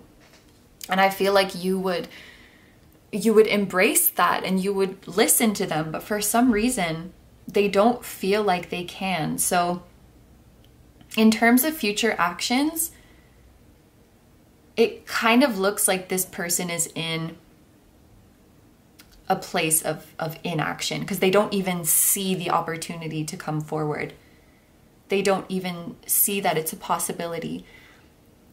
So I would say for this group, in order to get this opening up to happen and to help this person realize that they're safe to do so, this would either take some action on your part, or maybe it just takes them going through this next cycle. Maybe this is something that they can realize on their own. We did have this allow, flow, trust, surrender. We have patience. I don't know the situation for you guys. Like maybe you have already extended your listening ear and extended your shoulder to lean on to this person and they're just not budging and not opening up. If that's the case, I'm definitely not going to tell you to keep taking action. A, because that's not fair to you to make you do all the work, and B, maybe they're just not ready and we don't want to, prod them too much. So if you guys feel like you wanted to take action, then this can be your confirmation to do so. But just given all of this like flow and patience and you're off doing your own thing energy, I do think this is something that they will learn naturally in this next cycle of their life, because this is something that their higher self is already trying to help them with, like becoming more comfortable with showing all of their emotions, both positive and negative, and becoming more comfortable with receiving and leaning on people. They will learn. And maybe that's important. I don't know like which side you're resonating with, but I just remember there being that message for the sun person that like they receive so much praise and support, but it just goes in one ear and out the other because they don't see that in themselves. So their assumption is like, oh, that person's lying. Oh, that person's just trying to flatter me. Maybe both of you have a little bit of this, but it's almost like until you fix that within yourself, any attempts from the outside to help you could kind of be in vain. It's like if you're holding out a cup to be filled, but there's a hole at the bottom of it. So no matter how much people come and try to pour into your cup, it's just going to fall out. And at the end of the day, you're the common denominator who needs to fix their cup. So yeah, it may be something that they need to figure out on their own. And then likewise, there may be things that you need to figure out on your own as you embark on this next chapter of your journey. But yeah, it's like right now, even if there is opportunities for them to come forward and get closer to you, they just like don't see it.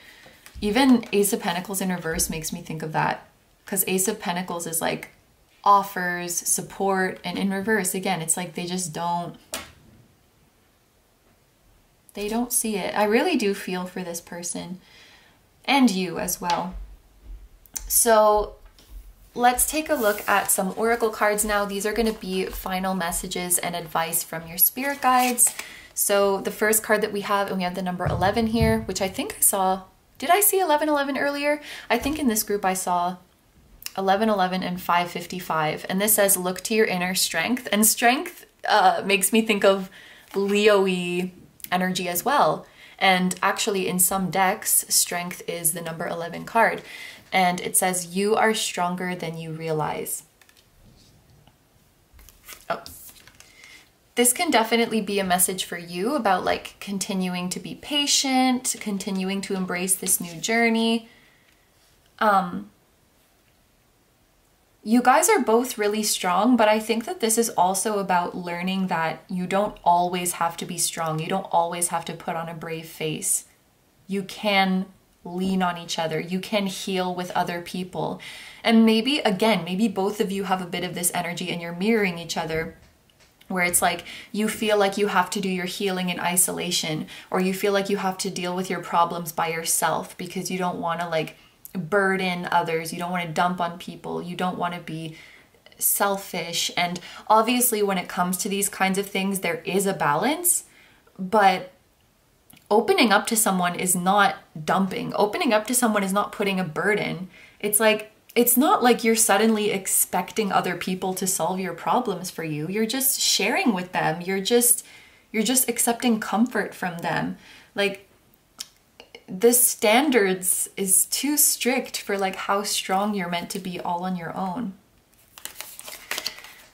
We have flow. Yeah, flow. See where it takes you. Like a jellyfish, just woo, woo. just float freely. Sea creatures might be important spirit animals for you guys because we have the dolphins and we have the jellyfish. Crows are pretty obvious because they're in every card in this deck. We also have water the seeds of your intentions, nurture your ideas. So both of you guys are coming into a chapter where you're reaching a lot of success and where a lot of your hard work is paying off and your ideas are making you very abundant. There's definitely blessings coming in your career very soon. I know that this is not a career reading, but I just need to tell you guys. And also, I want to tell you guys not to get discouraged when it comes to this connection, because even if it looks, it's like the candle at the beginning of the reading, even if it looks like things are not progressing, you have planted your seeds very, very well. You have planted really good seeds, and seeds that are planted will surely grow, or at least in this analogy. If you plant your seeds in the soil of the universe, they will surely grow. And then finally we have 11. 11 again. So 11 is like a very significant number. This is also a number that talks about manifestation, that talks about fate. So even more confirmation of this being a fated connection. It's also reminding me of the 11th house. So maybe many of you guys are like friends with this person right now, or you were trying to be friends with this person. Or maybe when it comes to your union or reunion with this person, someone's friend is going to be significant, whether it's a mutual friend or just like one of you guys. Like, for example, this is just a hypothetical example, but like their friend reaches out to you and says, hey, I want you to know your person isn't really doing well. They miss you a lot. Maybe you could like text them or something like that, where their friends are talking to you about the connection or helping you get closer together in some way. Friends or mutual acquaintances, mutual connections like that, helping you get together. And yeah, 11 makes me think of wish fulfillment, and new beginnings as well, which is another theme that we've talked about quite a bit. This could also be, wait, let me see what numbers we have here. So obviously we have 1, 1, 2. This reduces to 2, 2, and 6. So, wait, I'm trying to do math. 1 to 2 months, and then 6 weeks is like 1.5 months. So that falls in that time frame. That could be a significant time frame for you guys when it comes to maybe like an important conversation with this person, or when you're going to see this person again, or something like that. So these are all the messages that I have for you guys. So I'm going to end the reading here. Thank you very, very much for letting me do this reading for you. I hope you have a wonderful day or night whenever you're watching, and I wish you all the best. Please take good care of yourself, stay healthy. Don't forget to like, comment, and subscribe if you feel like doing that. I also have a Patreon, so if you guys are interested in seeing even more exclusive pick-a-cards where you get to choose the topic, that will be linked down below too. I'm sending you guys lots of love, sending your person lots of love, much love to your higher selves and spirit guides too, and I will see you. Oh, the candle is burning so nicely. She's like dancing. I don't know if you can tell from that angle, but that looks so cool. She's like, ooh. Okay, I will see you guys in the next one. Bye-bye. Hi number threes. So if you guys chose the Pink Chalcedony and the Mystic Dreamer Tarot, this is going to be a reading. So just before we take a look at the cards, I did want to mention that the candle was behaving in a very interesting way when I was trying to light it. And I think that there could be some significance when it comes to the connection that you're asking about. First of all, the first time I tried to light this candle, it didn't light at all. Like, I held the lighter there for a good 10-20 seconds and there was just no flame that was taking onto the wick. Then I tried to light it from a different angle. Like, I put the lighter over on this end and I tried again. And then there was a little flame, but it died out as well. And then finally, I ended up having to brush off some of the excess bits of wick. Like, there were bits that were all burned up. And once I cleaned those off, then the candle lit very nicely, as you can see now. So what I took from this message is like, there may be one or both of you in this connection who needs to approach this connection in a different way. Or one or both of you needs some kind of perspective shift when it comes to this connection, or there could be some baggage that needs to be cleared away, some energies that need to be purged that aren't serving you anymore, or some healing that needs to be done. Like, things need to come from a different angle, from a different perspective, and some things need to be cleared away. So let's get into your cards now. I'm going to start off this reading with the Cat Paw Tarot and the Animal Spirit Oracle deck, and we are going to read the energies of two people, so person A and person B in this connection. You might find that you sound more like this side and your person sounds more like that side, or you might find that you resonate with both sides. And if you do, that is totally normal. And it likely means that you and your person are mirroring each other quite closely.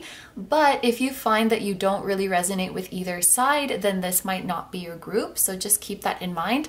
But let's take a look at what cards we have to start off. So for person A, we have the Emperor. And we have the Octopus. For person B, we have the Hanged Man and the Unicorn. All right, so the first thing, I just want to mention zodiac signs that are present here. For the Emperor, we have Aries, and for the Hanged Man, we have Pisces. We also have some water energy here with the Octopus, so that would be Pisces as well as Cancer and Scorpio. So these could be your signs or they could be your person's signs. Or these seasons were significant, like maybe you guys met in Aries season or you got involved with each other in Cancer season or something like that. If these zodiac signs don't resonate with you though, that's totally fine. They are just here for an extra layer of confirmation for those of you who may need it. With Aries and Pisces here though, it could also be that you and your person's zodiac signs are next to each other. So for example, like you're a Virgo and a Libra, or you are a Capricorn and an Aquarius or something like that. Now in terms of the dynamic between these two people, it does seem like this person is moving quite slowly and this person is being quite patient. And for some of you guys, I would even say that maybe this person is being a little bit stubborn or a little bit hard to get. And this person is like not taking the bait. That's what it looks like. Like the Emperor person is being kind of hard to get and the Hanged Man is like, I'm not playing that game. I'm not going to keep pushing you. I'm not going to keep chasing you, because the Hanged Man is somebody who has embraced the stillness and they're not going to try to rush anything. They're not going to try to force anything. And they also have the greater perspective of whatever's happening right now is happening for our highest good. It's happening to teach us, and I'm not going to interfere with this energy. So it's like someone's not taking the bait of a stubborn person. That's like a very specific interpretation that's coming through. Maybe that's just for a few of you. And that initial energy we spoke about of like someone is moving slowly and someone is being patient, it might be that both of you are doing a little bit of both of those things, if I'm being truthful, because we always like, it's very rare that I do a reading in a connection and there's no mirroring going on. There's usually even just a little bit of mirroring. But let's take a look more into the individual energies of each person so that you can see if this is resonating for your connection and like which one sounds more like you, which one sounds more like your person. So starting with the Emperor person over here, this is someone who really wants to be outstanding. Like they really want to be a leader. They want to be powerful. They want to be like number one. And for some of them, they really are. Like they're doing amazing things in their life. They might be in a position of power, in a very high position in their career, or have a lot of people who look up to them. Like they're doing really impressive things with their life. For others of them, I feel like this is just something they want. This is just something that they are aspiring to. And I could also feel a mixed group here where some of these Emperor people feel very confident and sure of themselves when it comes to what they're doing. So they're assuming a high position. They know that they're good at it. They know that they've earned it. They know that they're making a difference. And they feel really, really fulfilled with what they're doing. But for others, I can't help but feel like that is not so much the case. And I think it's very interesting, just like going back and listening to myself, how I wasn't necessarily saying like this person is a leader, this person is number one, but that they want to be that. And I'm getting the feeling, and if this doesn't resonate, please feel free to ignore it. Like if it doesn't resonate for you or your person, but I was kind of getting the feeling that there's somebody who wants to be this amazing, powerful, influential figure, but like they lack that feeling of standing for something or having a purpose that is outside of validation or outside of their ego. Do you know what I mean? It's like wanting to be successful for the sake of being successful, or wanting to be famous for the sake of being famous. But I guess lacking that passion of something you care about, or that desire to help others, or yeah, like really, really standing for something. And with the octopus here, I think of this as somebody who has, I think it's someone who has their fingers in many pies. Like they're trying many different things. And I guess it's like, let's say somebody wants to be an actor. Like that's always been their passion. They want to share stories with people that will move people, that will help people heal. They want to portray characters that others could see themselves in and feel representation and feel validated. And this is like their biggest passion. If they follow that with all of their heart, then like the fame and success and all of that stuff will likely follow just as a natural byproduct of that. But if your focus is just on, I want to be rich and famous, you could kind of feel lost. Like you don't have the sense of direction that you need to keep going. And you could kind of have a sense of instant gratification where it's like, oh, I tried that and it didn't work out. It didn't make me successful, so I'm going to try something else. And I'm definitely not judging this person, because it could just be that they haven't found their passion yet. And I'm even thinking of someone who, it's like they keep switching majors because they're like, oh, like I couldn't get a good job with that. I couldn't get a good job with that. I don't like that. And they feel lost. And the reason for that is just that they haven't found the way that they want to serve the world yet. They haven't found the way that they want to make a difference yet. And I think it's okay as long as you, I mean, it really depends what your intentions are. I would hope that one day this person finds their true passion, and then all of that, like the status and money and this and that, becomes not their main focus anymore because they have something that really matters to them. Maybe you'll know where this person stands if this is resonating for your group, but I do feel kind of like concerned for this person's energy, because it's like they just want that power or they just want that success, but are maybe lacking like a purpose or lacking a direction, and just kind of you know, trying out many different ventures and trying out many different projects. This is kind of the vibe that I'm getting with this person. And then moving on to the Hanged Man, I feel like the Hanged Man is going through a bit of a stagnant period in their life. Like things aren't really moving forward for them. But I honestly feel like this person is at peace with that. And I can kind of see the energy being a little bit similar with these two people in the sense of like, maybe they're not really sure what their future holds, or they're not really sure what they want to do. But I feel like the Hanged Man person is more thinking like, my passion will find me at the right time, or my calling will find me at the right time. I feel like this person is less concerned with just taking action for the sake of taking action. And I think that this person is highly spiritual because this is Pisces energy, and the number 12 makes me think of the 12th house, highly spiritual, psychic, sensitive.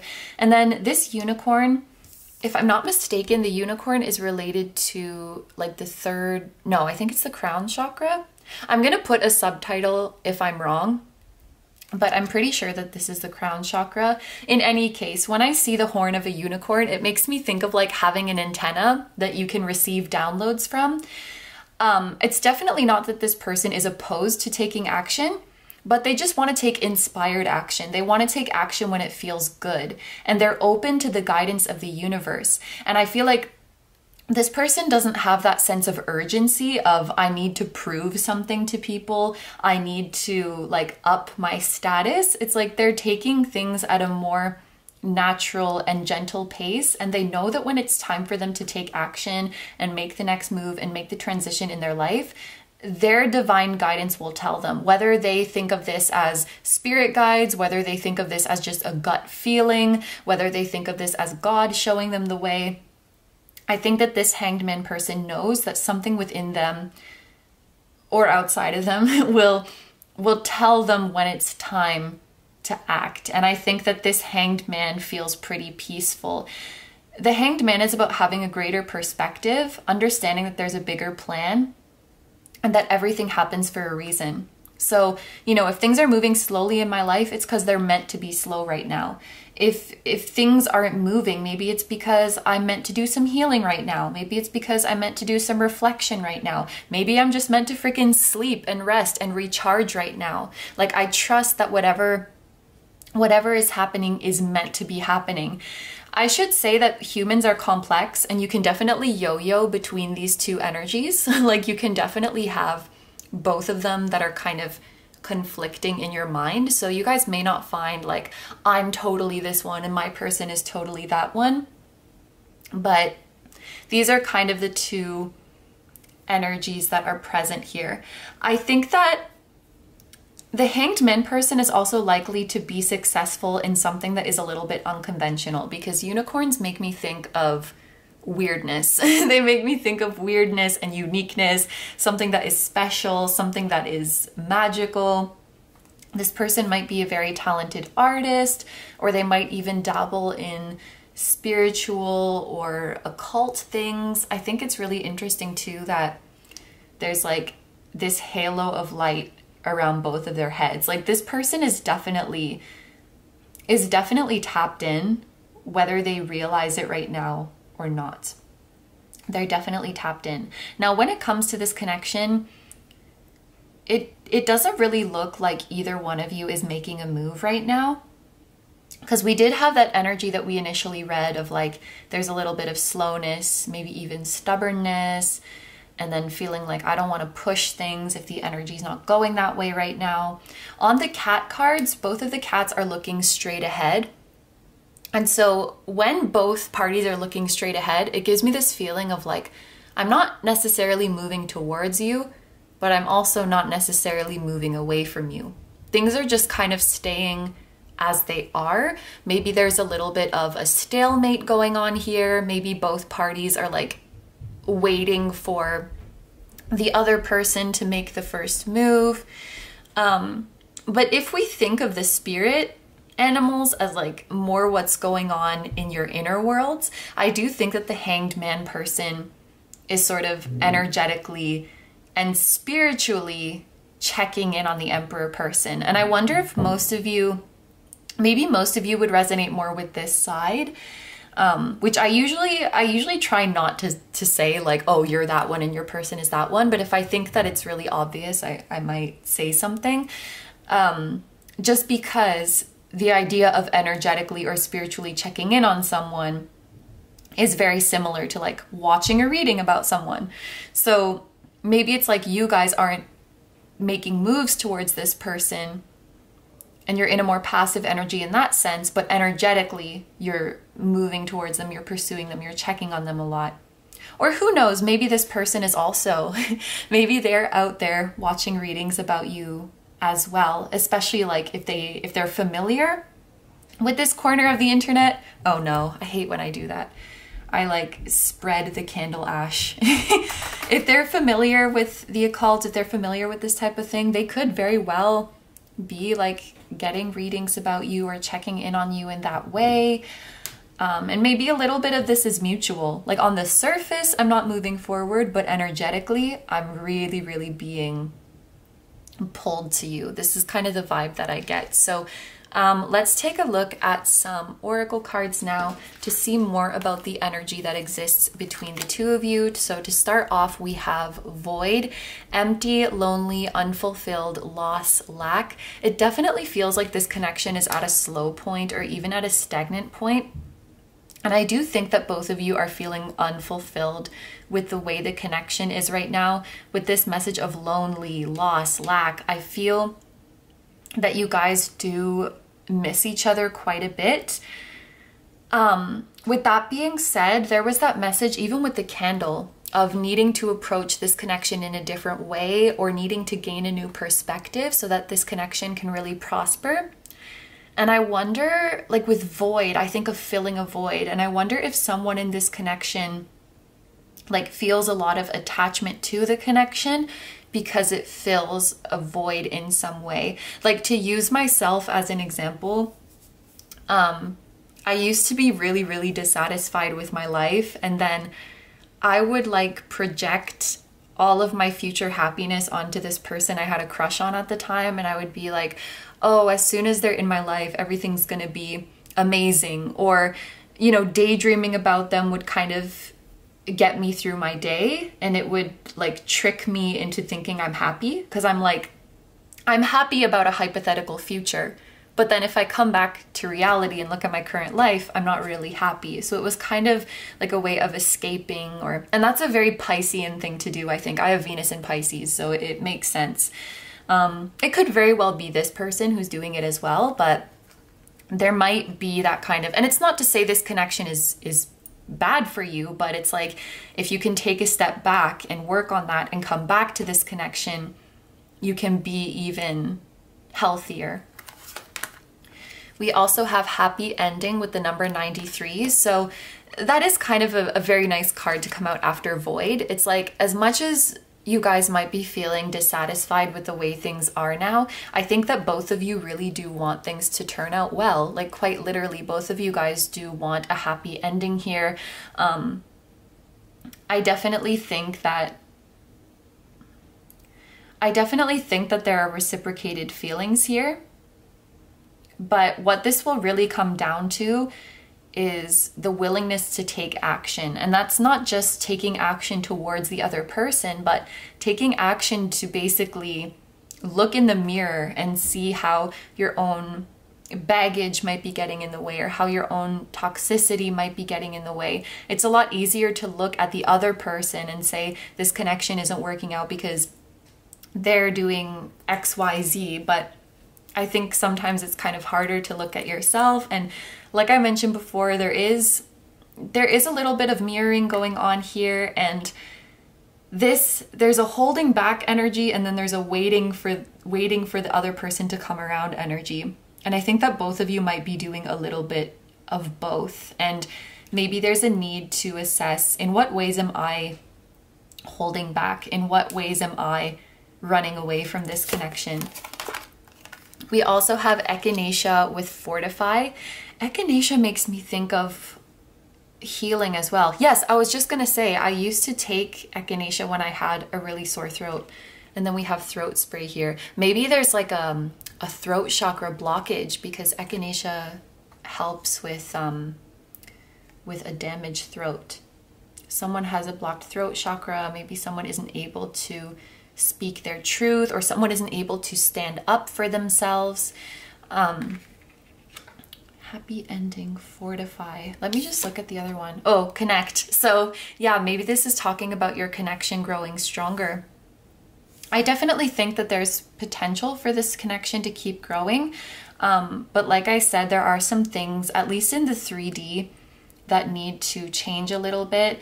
I do notice that these two bodies are facing away from each other, even though they do have a heart that is connecting each other. So I think your guides are saying not to be afraid if there's any separation or distance that is going on here. Even if your bodies are facing away from each other or your bodies are far apart, you'll always be connected in your heart space. And with all of these eyes here, it's also making me think like maybe you need some time looking away from each other to gain new perspectives. Which, yeah, the Hanged Man is all about new perspectives as well. Gaining new perspectives and also finding your independence and finding what you stand for. I think maybe this void is like needing something to stand for, or needing to find your calling. I should also mention, like, I think, like, I'm just going back to I was filling the void with this person I had a crush on. A lot of their qualities were things that I wish I had, but it was like, instead of longing for them within myself and cultivating them within myself, I just kept longing for the other person, like longing to be with the person who had the qualities I liked. And I needed to realize, like, it's not about being with the person you want, it's about being the person you want to be. So I think time apart could definitely help you gain a new perspective. If you are in separation with this person right now, it definitely is for a reason. It definitely is a part of your divine plan. And I do think that this is a period in which you will learn a lot about yourself and maybe even come to see the world in a different way.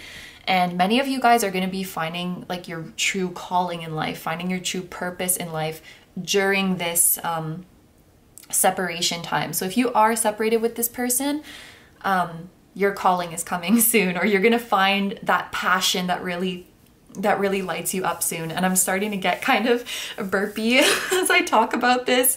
That's a confirmation for me. I'm sorry if that's a little bit gross, but that's like, oh, the energy's getting really excited because I'm talking about something important. Some of you guys might even, like, if you're not with this person right now, some of you guys might even like want to date other people or end up being with other people, either like before you get with this person, like you're just experiencing other connections, or maybe some of you will decide to be with someone else ultimately. Like, that's not for me to say, but I do feel like the potential is there. It's something about the triangle shape that made me think that. It made me think of like a third party, another person, another option. But okay, let's move into the tarot you chose now. This is becoming like my water break point for every group. Okay, so just in case you guys didn't see the intro, what we're gonna do here is take a deep dive into this person's feelings and see where they're at in their head, in their heart, and in their soul. So the head part will focus more on the more like intellectual and logical part of them. The heart will focus more on the emotional aspect, and the soul will focus more on the spiritual aspect. So like what their higher self feels about you. And then we're also going to see their intentions for this connection in the 3D and their future actions towards you in the 3D, if there are any.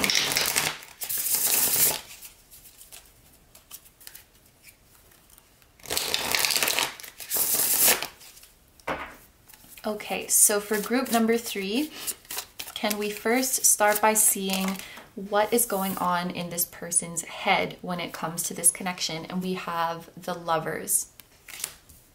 So there's a bit of Gemini energy here as well. Oh, wow. This is my first time seeing this card. It's my first time using this deck, but that's really beautiful. Okay. And what's going on in their heart? Group 3, what is going on in their person's heart when it comes to them in this connection? We have the Two of Wands and we have the Star, which came out together.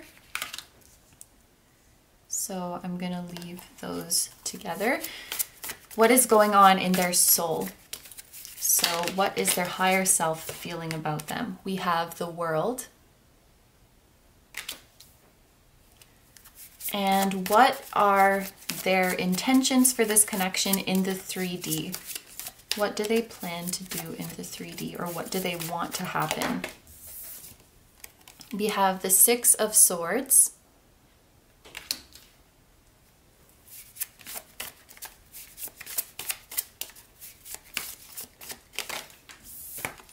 And then future actions towards you, we have Temperance. Okay, so it's funny. Sometimes I read cards, well, no, like 99% of the time I read cards like left to right. And then sometimes the odd time I'll feel called to read them backwards for some reason. But for this group, I want to start in the middle. Like I want to start in the very middle and open up this part of the reading with how their higher self is feeling about you. So how this person feels about you on a spiritual level. With the World here, first of all, they're saying like, isn't the world so hard? I'm just noticing actually, you guys have a lot of major arcana here. 4 out of 6 of these are major arcana. So what does this mean? You guys are both old souls and you're both kind of like, Earth is not your favorite. This is kind of how it feels. Like with the Star here, you guys might resonate with starseed energy, or just feel like maybe a lot of your incarnations have not been on Earth. Maybe Earth feels kind of unfamiliar, uncomfortable. I'm also hearing the word cold, like Earth feels kind of cold or lonely to you as well. And I think this is a sentiment that both of you guys mirror, and their higher self is coming through to say that like Earth is so difficult, and almost like the way it's coming to me, I don't know if this is exactly the right wording, but like blaming Earth for your separation, or just like how hard it is to navigate being a human and being in the physical realms. It's just it's very difficult like that. With the Star and the World together, there might also be something about environmental efforts. Maybe that's like, if you guys are looking for your calling or they're looking for their calling, maybe something about the environment or animals could be significant to one of you. Also, I just noticed there's 3 cards that could indicate long distance or being from different backgrounds. Some of you guys might even have different native tongues, so that could make it hard for you guys to communicate. Like, even if you're fluent in a language, or just from my experience, when you get emotional or when you get angry or you get dissatisfied, it suddenly becomes really difficult to convey your emotions in a clear and concise way. So there could be a little bit of like a barrier like that, or some kind of communication blockage where it's hard to understand each other. We did have the throat spray as well, so like troubles with communicating. Or maybe a lot of your communication is over text, online, or something like that. And it's really hard to gauge how someone is truly feeling just from texting, you know? Because you can't see you can't hear their tone of voice, you can't see their facial expression or their gestures. It makes it quite difficult to pick up on like, you know, their tone. And again, especially if there's a language barrier, like you can say something or text something in another language and you're not trying to be rude, but it just comes off that way because you don't know the more nuances or something like that. Okay, so Earth is hard. That's what we're talking about. Now, in terms of how this person's soul feels about you, the World is a card that In a relationship reading, it makes me think of reciprocation. So now I'm realizing it doesn't really matter which side of this you resonated with more, because we had that unicorn. It was like your soul is checking on the other person, and I think their soul is checking on you as well. Like both of your souls have your antennas up for each other. You have like radar for each other, and always checking in on each other's energy. I think both of your higher selves are sending each other signs and synchronicities all the time. So if you guys have been seeing signs and synchronicities that remind you of this person, I feel like this is a confirmation that that is from their higher self. And you have also been sending signs and synchronicities to your person. I can't really say if they recognize that or not, but they are definitely being sent out. And I do think that your person feels your energy. Again, I don't know if they realize it or not, but your spiritual energy is closely connected. With the unicorn as well, and this like mirroring, and also the star, which is Aquarian energy, it can be kind of, oh, we also have Sag energy here. Aquarian energy is kind of eccentric. And I'm just thinking of the unicorn, how we talked about your weirdness and uniqueness. So it's like your souls are, you're both old souls. And I think both of your souls have, it's like you have a different personality than most of the souls who are here on earth, or you have different values, or you're at a different level than most of the souls who are here on earth. And if you look at this, it's like the forest is burning and these two people are clinging on to each other. And I honestly don't know. I don't know about your soul connection or your past lives or anything like that. It's not really coming up, but I think you guys have the same origins in terms of like where you've incarnated and what kind of energy you've dealt with. So you might feel a very strong familiarity to them for that reason. And so it's kind of like you've come onto earth and you're both like, what is this shit show? And your souls want to like cling on to each other for dear life. This is how I'm seeing that. And yeah, it's like the world is kind of a scary place. Both of you guys, this void could also be like you guys both feel a longing for a home that I don't even know if this home exists. And it may exist, but maybe it's not here on earth, or maybe it's not in this dimension. So you just kind of feel this like wandering lost soul or loneliness that you don't know how to remedy. And I think your souls can really identify with each other in that way. I think your souls are quite similar. And the feelings are reciprocated in the sense that both of your souls are really drawn to each other. And maybe you want to lean on each other through this crazy life. But of course, then the humans have to get over their pride and have to get over their hang-ups. And it's tricky. This is a hard model.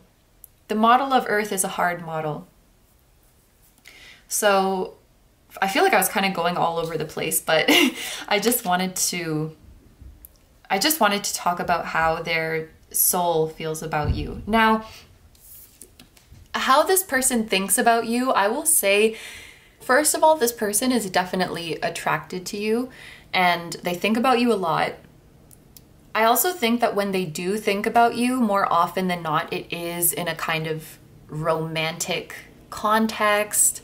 Sorry guys, there is quite a bit of noise going on upstairs, so I'll do my best to like cut that stuff out, which is kind of funny because like upstairs is like, you know, when something's going on in your head, you say upstairs. So like there's a lot going on up in their head. I think this person thinks about you a lot to the point where it's kind of confusing to them. It's not like they don't know why they're thinking about you because they're attracted to you, but I think it's more like a confusion with how your energy just seems to follow them around. Like, how could everything remind them of you? Or how could they see? Okay, so they are picking up on signs of you. How could they see signs of you or things that conjure up your image wherever they go? And it's kind of a spooky feeling, if I'm being honest. They might hear your voice in their head or have dreams about you. And like we spoke about before, this is your higher self communicating with them. But if they're not aware of that, it can be pretty spooky. It can be pretty scary and pretty confusing. So it's like you're heavily on this person's mind, but they don't necessarily understand why it happens so intensely or so frequently. Now, over here, this is the emotional perspective, how this person feels about you.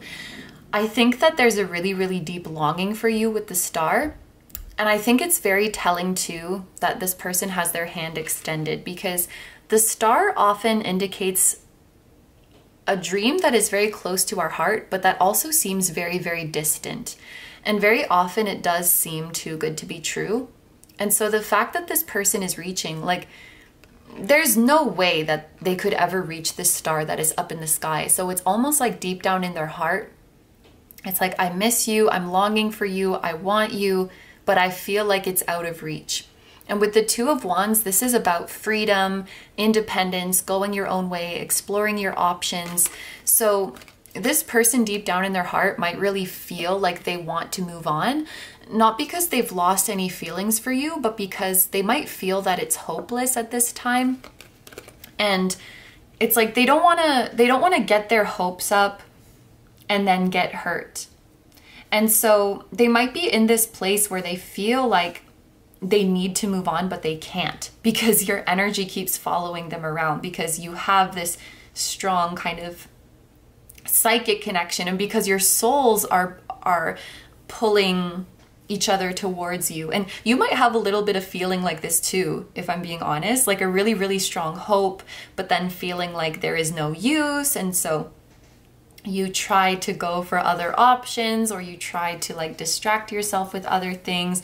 And deep down in your heart, or deep down in their heart, it seems like it's really difficult. The star is such a deep, deep longing. I'm also noticing the butterfly here, and maybe this person is actually reaching towards the butterfly, but I think there's also this deep knowing that some powerful change or some powerful transformation needs to occur so that the two of you can be together like in a proper, happy and healthy way. I think deep down they know this, but there's a little bit of a disconnect where they're like, I don't want to get my hopes up because this connection is hopeless. And it's like, this is not just something that you wish for and maybe it will come to you. It's something that you can work towards. It's something that you can put in the work towards and get closer to. But it's like they're kind of seeing it as just a passive wish, like if only things could work out. So maybe there's a part of them that's suppressing that awareness of, I need to take action, I need to transform, I need to change myself, I need to grow. Because once you go down that road, there's a lot of demons that can come out, there's a lot of shadows that can come out, and it's definitely not comfortable. But neither is feeling hopeless, and neither is feeling like you have to wait for the universe to hand you things that you want and feeling powerless in it. So maybe at this point, and remember, this is just current energy, so this can change, but I feel like at this point, your person feels like saying, oh, that sucks, like I wish things could work out well for us, but I guess they can't. I feel like that's the lesser of two evils for them right now. And I want this to work. I'm going to do the work on myself. I'm going to address my demons and be uncomfortable as hell while I work on my insecurities. That's like the worst of two evils. So it seems like they're avoiding that right now, because again, this is current energy. As for the person's intentions towards you, we have the Six of Swords. So there definitely is a desire for communication here. The Six of Swords is like talking things out and moving on to a more peaceful situation. So they definitely do want to talk to you. They may even think about reaching out to you sometimes, because this is like what they intend to do. Maybe, oh yeah, because we have Temperance here. So Temperance is about self-restraint, and also it indicates something is taking a long time. So it's like they're intending to talk things out with you, they're intending to reach out with you, but maybe they keep putting it off. It's like they keep saying someday I'll reach out to this person. But the problem, because I've been this person before, is that the more time goes by, I feel like it becomes more difficult the more time goes by. It can become more awkward. It can become more uncomfortable. Like, let's say there's something that this person needs to apologize for, or something that this person needs to own up to, or they need to explain themselves. As more time goes by, you start to worry, like, what if this person is already over it and me approaching them is just gonna like reintroduce the wound again, you know, or it's just gonna make them upset, or I feel really awkward now because I waited so long and now I'm embarrassed. So you just distance yourself more and more and more. And maybe this person kind of feels like it's too late, like they waited too long and put this communication off for too long, that they kind of feel like they have missed their chance now. Because with the Temperance card, I'm really taking the meaning of self-restraint and like holding back your emotions that comes from here. It's like their emotions are this waterfall, but they're keeping it in this little cup and they don't want it to come out. Also, Sagittarius energy, it can speak of distance too. It feels like this person is distancing themselves emotionally. There could be a little bit of pride there as well. No, it is totally pride. Like, I feel awkward or I feel embarrassed for coming forward after all this time. Maybe they think that you've moved on, or think that you deserve better, which maybe you do. I can't say that for you, but when it comes to their intentions versus what they're actually going to do, there is a disconnect there. And I mean, I know that you can't just like bank on intentions forever without concrete action. So this is a little bit of a tricky one, but like I said, I do think that you guys should be free to take time apart and experience life and gain new perspectives and experience new people. I definitely don't think that you're bound to this person.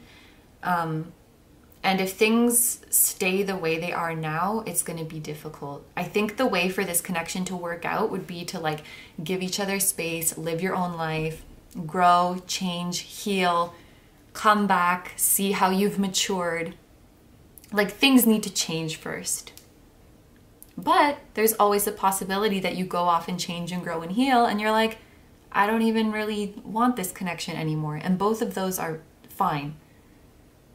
Both of those are fine, because at the end of the day, it's all about what you want to do and what you feel is best for yourself. But I just want to let you guys know from what I see here, like if you're planning to just stay in this same energy and hope for something to happen, it doesn't look very likely, at least from their side. Okay, so let's take a look at these final oracle cards now. These are going to be messages and advice from your spirit guides. So we have be willing to express love to receive love. So maybe this is a little bit of the stubbornness that we were seeing before towards like being willing to express yourself. This also reminds me of the throat spray, the blocked throat chakra. Someone's holding back on expressing their feelings. And there's someone who it's like they want to receive love, but they're not willing to express it first. I'm like, a lot of this feels like my past energy, and it keeps like calling me out, or like it's stuff that I've been working on myself. But I've experienced this energy before where I wanted people to love me for who I truly was, but I wasn't willing to show them who I truly was. So it's like a paradox, right? I think that's the right word. Like, how can people love you for who you truly are if you don't show them that? It's this situation where you have to give first in order to receive. I was literally, it's like I was sitting in a university campus, like, I am unlovable, change my mind, and then make people come and prove to me that I'm lovable. No, you come do it. Because I don't want to I don't want to work on self-love by myself. You come and show me that I'm lovable. And that doesn't work, and that's not fair. Or I could even give the example of like, and I think it usually comes from a past wound. So I can give the example of someone who is a singer, or they want to be a singer, and then they sing in front of a crowd and they get booed. So now it's like they never want to sing again. And they're so sad, and they're like, I wish that someone would just come and tell me I'm a good singer. And they're kind of like sulking like this. I just want someone to come and tell me I'm a good singer. And it's like, that's a valid thing to want. Like, you should get that. But how can someone come and tell you that if you don't sing for them, if you don't show them? So you can't want love but be closed off. Like, no, you come love me. It's not inviting the energy that you want. If the energy you're trying to bring in is love, but your energy is isolation and closed off and not freely giving, that's an energetic contradiction. I don't know who needs to hear this, if it's you or if it's your person or if it's a little bit of both of you, but this is the message that is coming through here. We also have healing. That makes sense. Allow light to enter your wounds. I don't think that this one needs to be explained that much. I think that there's quite a bit of shadow work and healing to be done on both ends. We have listen to your spirit guides. They'll show you the way. So at any point in this connection, if you guys feel lost, if you guys feel confused, your spirit guides will always be here to give you the answer. I'm thinking of narwhals because we have a whale and we have a unicorn here, and narwhals are kind of like unicorn whales. So those might be significant animals for some of you. Maybe your spirit guide appears as a whale or a unicorn or a narwhal. But they'll always be here to give you any guidance you need. You definitely don't have to go through this journey in the dark or go through this journey alone, but it's really important to be honest with them about what you need. So like, for example, if you are resonating with this, like, I want to receive love, but I'm too afraid to open up my heart.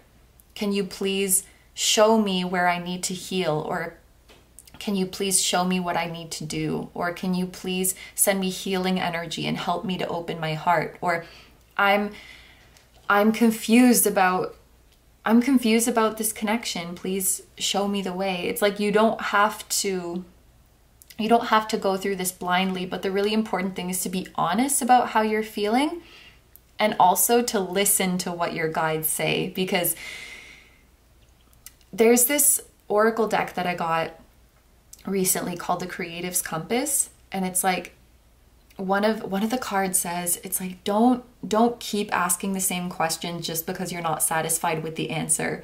So I feel like it's important for you guys, when you get the answer from your spirit guides, to listen to it and accept it, even if it's not what your ego wanted to hear.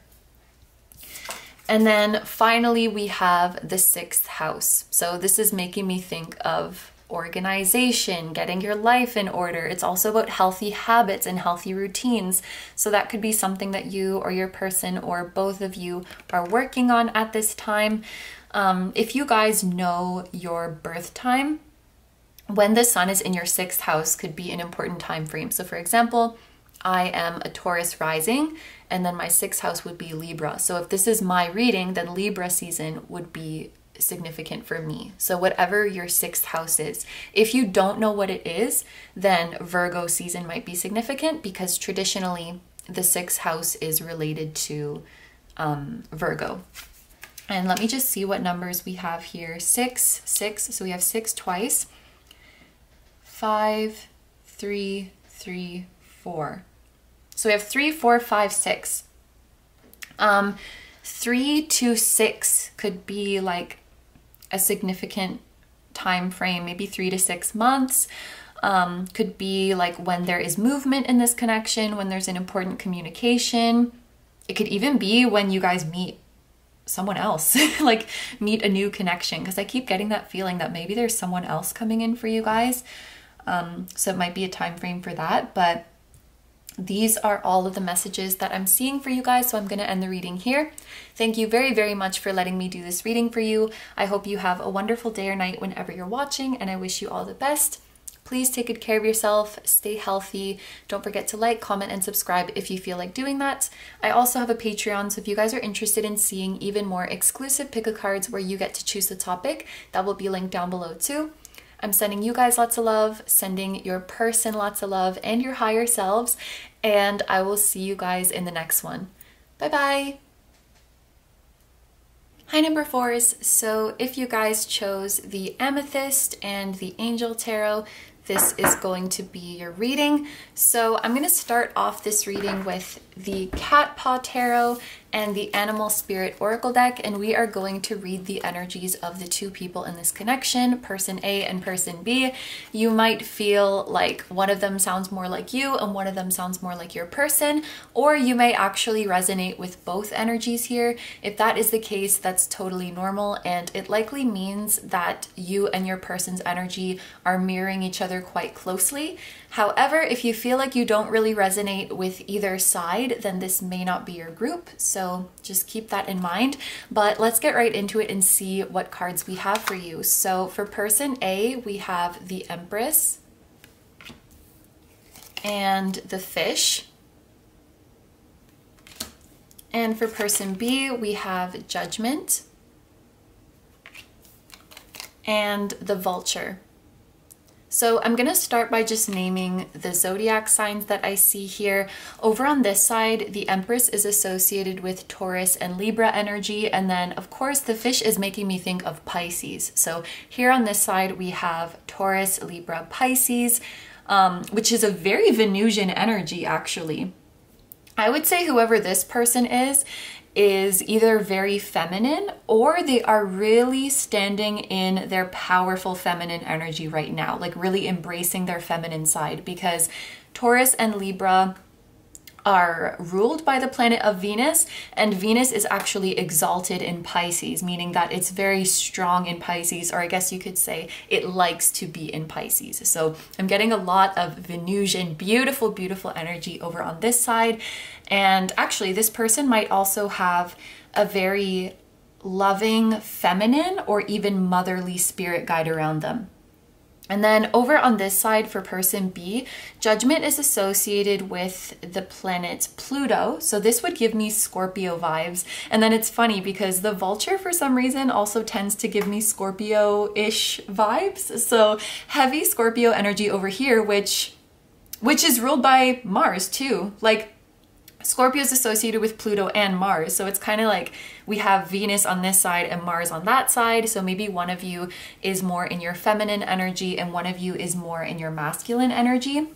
Although technically the Vulture is air, because it's a bird, it's associated with air, so could also be Gemini, Libra, Aquarius. So these could be your zodiac signs or the zodiac signs of your person.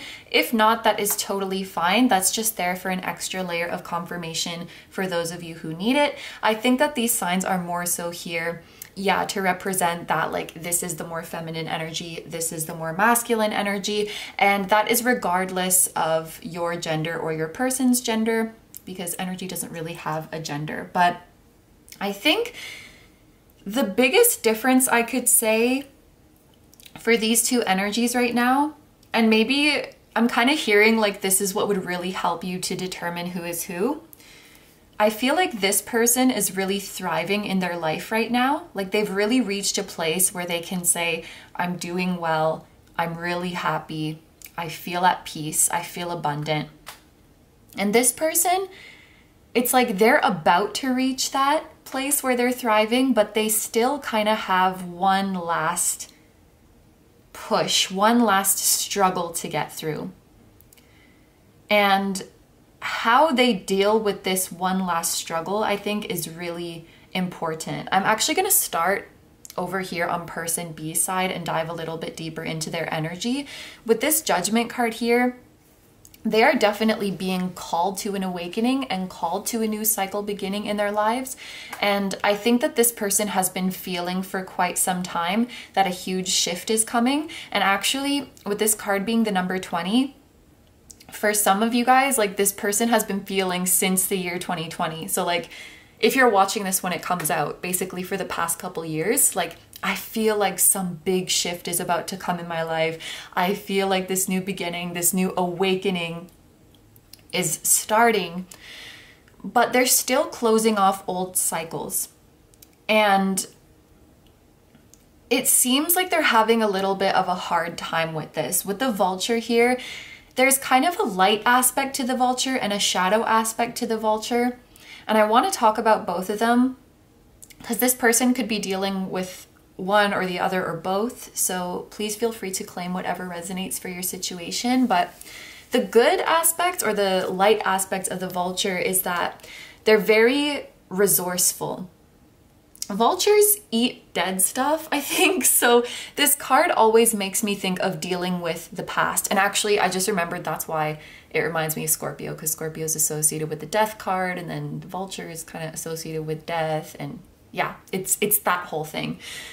So when we're resourceful in terms of our past, this would mean that we're learning from our past. We're seeing our past as a lesson. We're seeing our past as a reminder of what we want to keep doing in the future and what we want to leave behind. So the past is a very useful tool for us.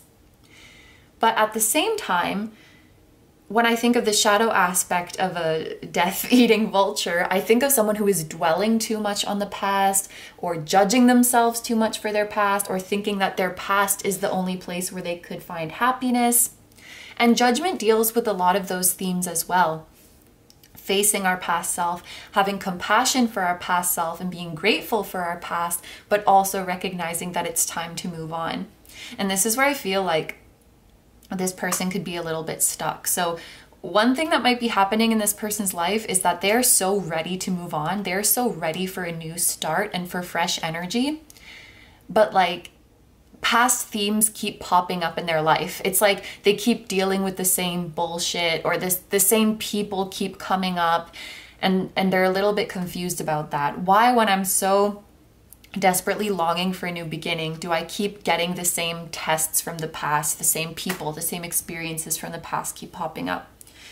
And it could be that there's still a lesson for them to learn in their past that they haven't realized yet. Or it could be that the universe is kind of testing them to see if they're really over the things that they think they're over. But another interpretation I could see of this is that this person is kind of romanticizing their past. So they're, willingly dwelling in it and thinking, like I said, that the only place that they could be happy is in their past because things were different then. If only I had done X, Y, Z, if only I had stayed in my current situation. Maybe this person is really dwelling on past opportunities that they lost, or like past situations that they let go of, or maybe just the fact that they were younger back then and, oh, I could have done more because I was younger and I had more available to me. So two kind of different interpretations, right? One is like, I want to move on, but the past keeps following me around. The other one is like, it's time to move on, but I can't leave my past behind. They're kind of opposites, but they're both unhealthy relationships with the past, essentially. So you guys will know, like, if this is resonating for you or your person, probably you'll know like which one this person is dealing with. And I think that after they get past this struggle, like I said, it's like one last struggle, one last thing that they have to overcome. And then they will move on to this beautiful new cycle, to this awakening, to this energy of thriving. Now, this person over here, the Empress, I feel like they are already in this stage where they are thriving, because the Empress represents abundance, the manifestation of our dreams. It represents, and actually there's a lot of flowy energy here, because you think of like a fish flowing in a river, and the Empress is all about being in creative flow. What you want comes to you effortlessly. What you want to see in the world, you can create it effortlessly from within yourself. It's a very, very high vibe that the Empress has. And what is so beautiful is that this person is really sharing their wealth. You see how this mother cat is nursing babies? So it's making me think like this person has found abundance and they're freely sharing it because they know that it's not finite. That might be a big difference between these two energies, is faith in the universe. This person knows that their abundance is infinite, so they can share it freely. This person maybe feels like their abundance was finite, and that's why they keep dwelling on the past, because they feel like maybe no more is coming. But this person is sharing their material wealth or sharing their wisdom, their advice, so that people could live a similar life. They're just freely giving, like a generous, nurturing Empress. And it's really, really beautiful to sit with this person's energy. So I might be gushing about this Empress a lot throughout this reading.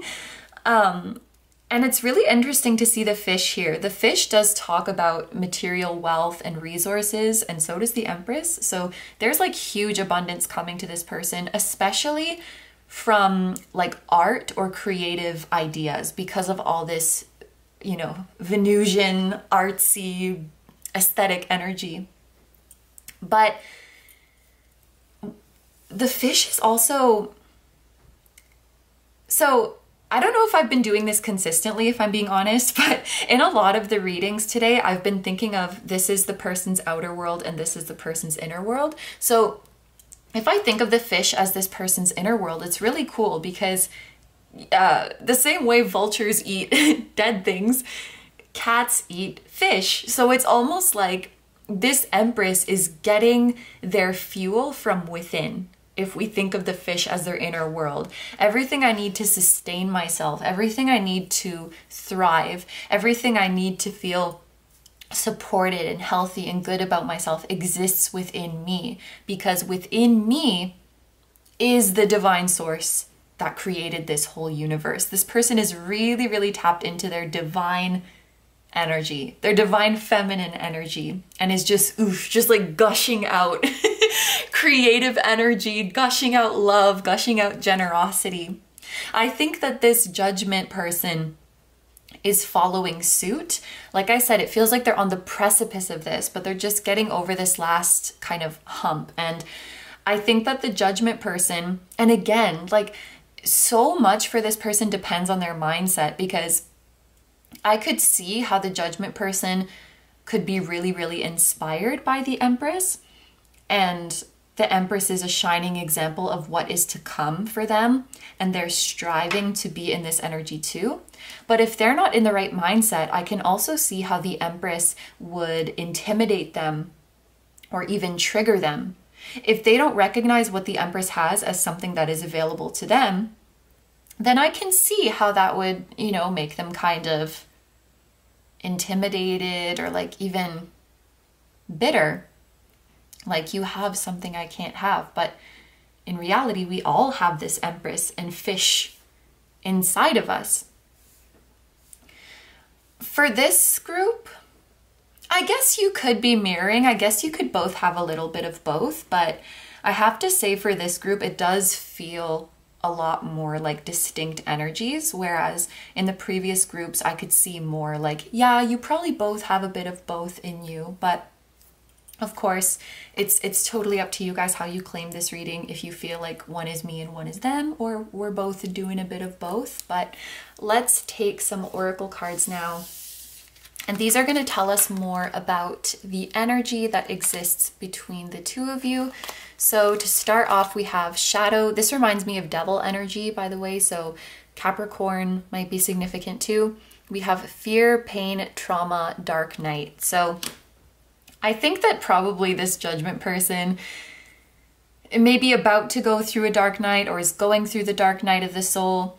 I think that the Empress person probably went through one as well, but you would never know when you come out on the other side. And this is just like, that's just the thing, right? We always see people who are like thriving and living their best life, but we don't see the shit that they had to go through to get to where they are. I think that's something that could be really beneficial for this connection is to open up about your struggles, like for the Empress person to open up about their past struggles or their present ones, because our life is never perfect. So even though this person might be in a really good energy right now, that doesn't mean that they still don't have fears and struggles and insecurities. And I think that both parties here being more authentic about their shadow and the struggles that they're facing could bring them a lot closer together. I wonder if there's a little bit of mutual energy going on of like feeling judged by the other person or feeling afraid of being judged by the other person and wanting to present yourself like you're more put together than you really are, which, by the way, I think is totally normal for the human condition. I think none of us really have our stuff together, but we just like to show like we do. And I think the more those walls can come down and those masks can come off, the closer this connection can become. Isn't there some kind of moon called a blood moon? I don't remember what it means, but the red moon is just making me think of a blood moon. Maybe I'll Google that when I'm done this reading and see what it means, because maybe when there's a blood moon in the sky, that's going to be like a significant time for you guys. We also have creativity, so probably both of you guys are very creative people. Creative doesn't necessarily have to mean artistic, although one or both of you definitely could be, and this is your confirmation if you were thinking to pursue something in the arts, that you'll be very, very abundant in it. But creativity can come in many different ways. You can have an office job and come up with a lot of creative solutions. You can be an inventor, you can be in the medical field, you can be in the culinary field. Like, there's so many fields other than art. Well, I guess culinary is kind of like art. So many fields can be made into an art if you have passion and if you have originality and ingenuity. And I think both of you guys have this. We have another number 3. So maybe some of you guys will be creating something together, because 3 is like 2 coming together and giving birth to a third. So you guys might give birth to a project together, an idea. Could even be a child or family if that's something you do want, because I mean, we do see a mother nursing children here. But this card also really makes me think of the solar plexus, because it's yellow and the solar plexus is the third chakra.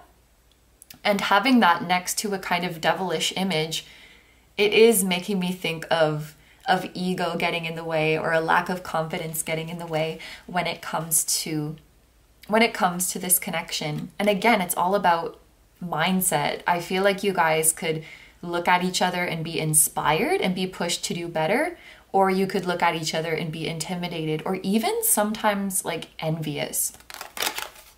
We have turmeric with diversity, so even more yellowy colors going on here. If you're ever seeing signs of this person, it's like they will come up, like the color yellow is going to be significant. I don't know if maybe you guys are clairvoyant and you can see like yellow auras, or maybe there's like yellow. I'm hearing like there's yellow on their flag, maybe like on their country's flag. Also, the song Yellow by Coldplay is coming to my mind, which is a beautiful song.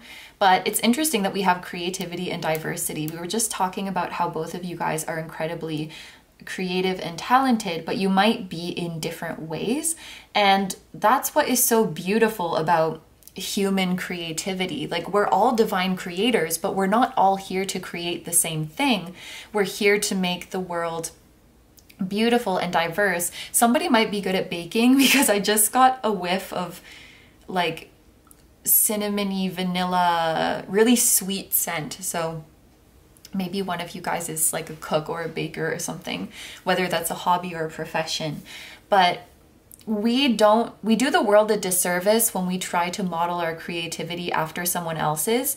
And I think it's wonderful if you guys are admiring each other's creativity and each other's expression and taking inspiration from each other, but I don't think that you should be comparing yourself. So I think with this shadow, like one or both of you is having trouble saying like, I'm talented in this way, I'm thriving in this way, you're talented in this way and thriving in this way, and we're different, and they're both equally valid and they're both equally beautiful.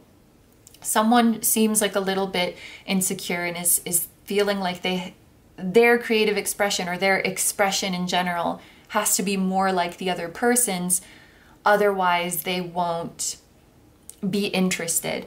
I can give an example that's like kind of mirrored from something somebody was telling me a while ago, but let's say that like one person in this connection is really, really into tarot or something, and they're really knowledgeable about tarot, really, really into it. And then the other person is really, really into like current events.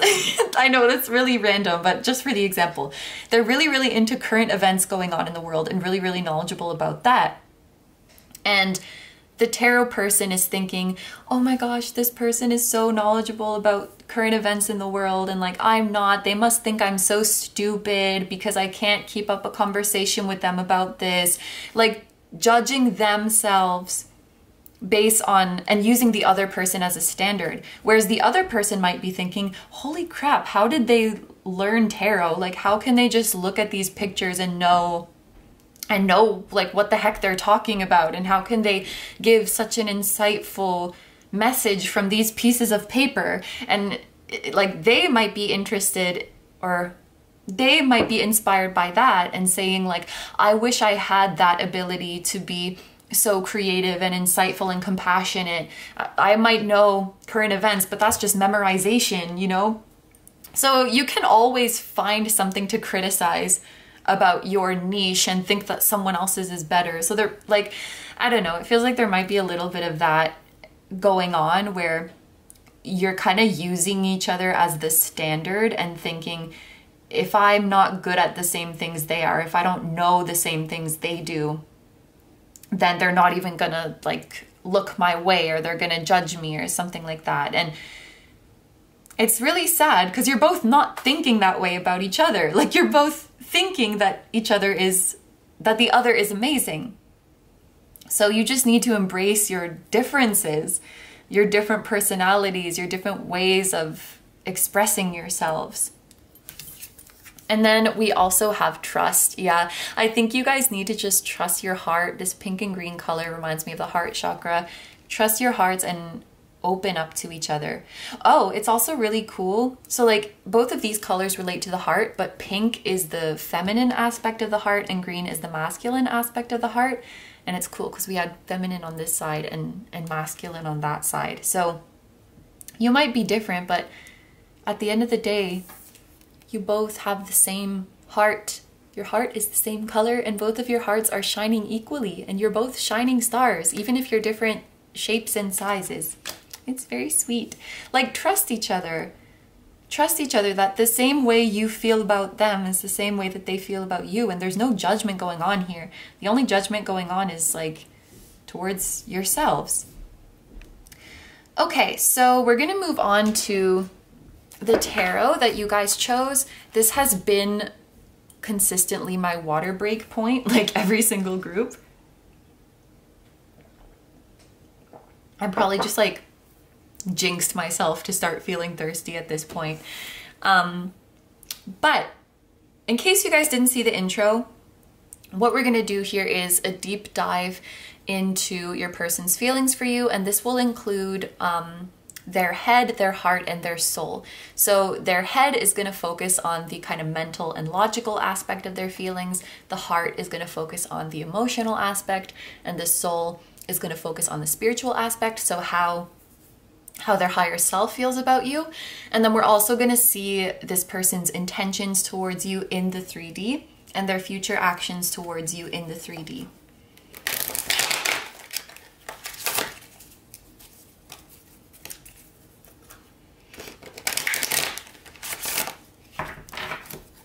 Okay, so for group 4, can we start with what's in their head? Where is their head at when it comes to this connection? We have the Hermit, so there's some Virgo energy coming through here.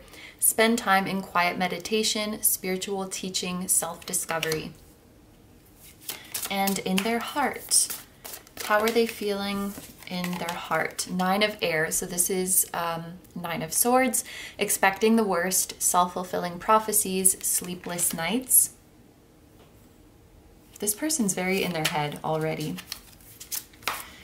Okay, how do they feel in their soul? How does their higher self feel? So we have 2. I'm going to take them together. We have Strength, so there's some Leo energy here, and the 7 of Fire. This one says great inner strength, release harsh judgments, forgiveness and compassion. And the 7 of Fire says defend your beliefs and decisions, stand your ground, choose your battles wisely.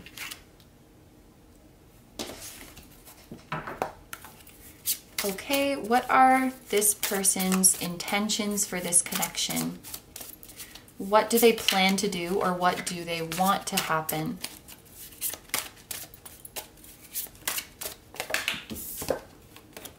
Unity. This is the Hierophant, so we have more Taurus energy, traditional viewpoints or methods, spiritual organizations, seek out mentors and like-minded friends. And then finally, future actions. What future actions will this person take towards the connection, if any? We have the 3 of Water, so this is the 3 of Cups, and it says a celebration, a wedding, graduation, or birth announcement, the need to have more fun. Okay, I'm just gonna move these up so that they all fit nicely. There we go. So yes, as you can probably see from the Hermit and the 9 of Swords, like we read out the descriptions on these cards, this person is very, very, very in their head. I think in general, this person just tends to be in their head a lot and tends to overthink a lot. But this could especially be the case when it comes to the connection. It's interesting because both of these cards have a vibe of thinking a lot, but the Hermit definitely comes out in a more positive light, and the 9 of Air comes out in a more negative light. It's almost as if this person is like portraying that they're just very contemplative, they're just very reflective, but the truth is that they're just overthinking all the time. Their mind is just racing all the time. I'll get into these a little bit more in a second because this middle energy is really, really calling to me right now. This is how their higher self feels, and I feel really sad when I look at these. Like I really, really feel for this person. I'm also noticing that both of these people have orange hair. So that might be significant for you guys, like red or orange hair, and it's pretty long too. If this is not what they look like in the 3D, if you ever dream about a red or orange haired person, it could be their higher self. That could just be how they sometimes present themselves to you in the astral realm. Also, November 7th or July 11th might be a significant date for you guys. This person's higher self is really, really working with them to help them build their confidence and help them release harsh judgments that they have on themselves. If you have a history with this person, it might be that they're really, really dwelling on something that happened in the past, like some way that they hurt you or some way that they messed up, or they've been really dwelling on a past relationship that didn't end well and that they got really hurt from. And they're kind of, I wonder if they're the judgment person, because we were talking so much about them like being stuck in the past or having a tricky relationship with the past. I definitely think that their energy is in here. It could be both of you here, but definitely they're in here. And them being stuck in the past is kind of keeping them frozen. And their higher self tries to bring them gentle encouragement and tries to tell them that it's okay to release these judgments and that it's okay to move forward. I actually think that your higher self is doing this a lot for them as well. Like your higher self is coming over and both of your higher selves are comforting them. They're of course with you too, but just like reading into their experience, they're both saying like, it's okay to come out of your shell, it's okay to open your heart again, it's okay to release these harsh judgments that you have on yourself. Like, you don't need to keep blaming yourself or keep punishing yourself from what happened before. But it kind of feels like this person is stuck on it and kind of can't move on. I think that your higher selves are very familiar with each other. Strength often makes me think of a best friend soul. I do think, and I don't know if I felt this for other groups, I think this might be the first group where I'm mentioning this. I do think that this might be a past life connection, if you resonate with that. If not, feel free to ignore me. And if you have had past lives together, I think that you were kind of like different roles every time. You weren't necessarily like romantic couples all the time. You could have been friends, you could have been siblings. I know that sounds weird, but like, souls do that. They just switch the roles around all the time. You could have been like a boss and an employee, or business partners, or cousins, or so many different things. But you know each other inside and out from a soul level, I think. You know each other very, very well. If you don't resonate with the past life thing, you guys just might be so similar on a soul level that you can read each other's energy really well, and you've just taken a liking to each other, plain and simple. That's what really matters. Your history doesn't matter. The point is that your souls have taken a great liking to each other. And I think they do a lot of stuff together. I think your higher selves guide each other.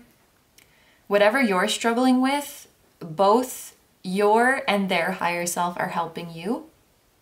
But they're really trying to help this person to forgive themselves and to move on from their past and to be confident and to fight for their happiness.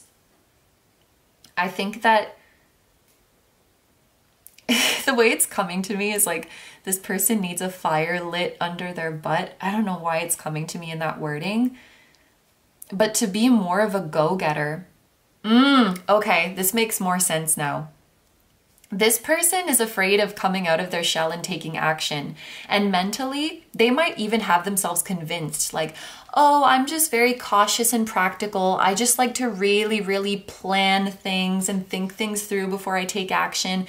Because that's that hermit Virgo-y energy, right? Like analyzing and assessing the situation and making sure that you're doing the smartest, most logical thing. I think they really like to present like that. Oh, I'm just reflecting and thinking about what I'm going to do. But the truth is that they're too scared to take action. This is what they feel deep down in their heart. They feel like, if I take action, the worst is going to happen. If I take action, I'm going to be rejected. And while I think this is something that could affect multiple areas of their life, I can definitely see how it would get in the way when it comes to this connection. And honestly, like, this is coming out about their feelings. So I do think that they might really have themselves convinced when it comes to this connection. Like, oh, I just need more time to get to know you. I just need more time to think things through. I just need more time to think about the future.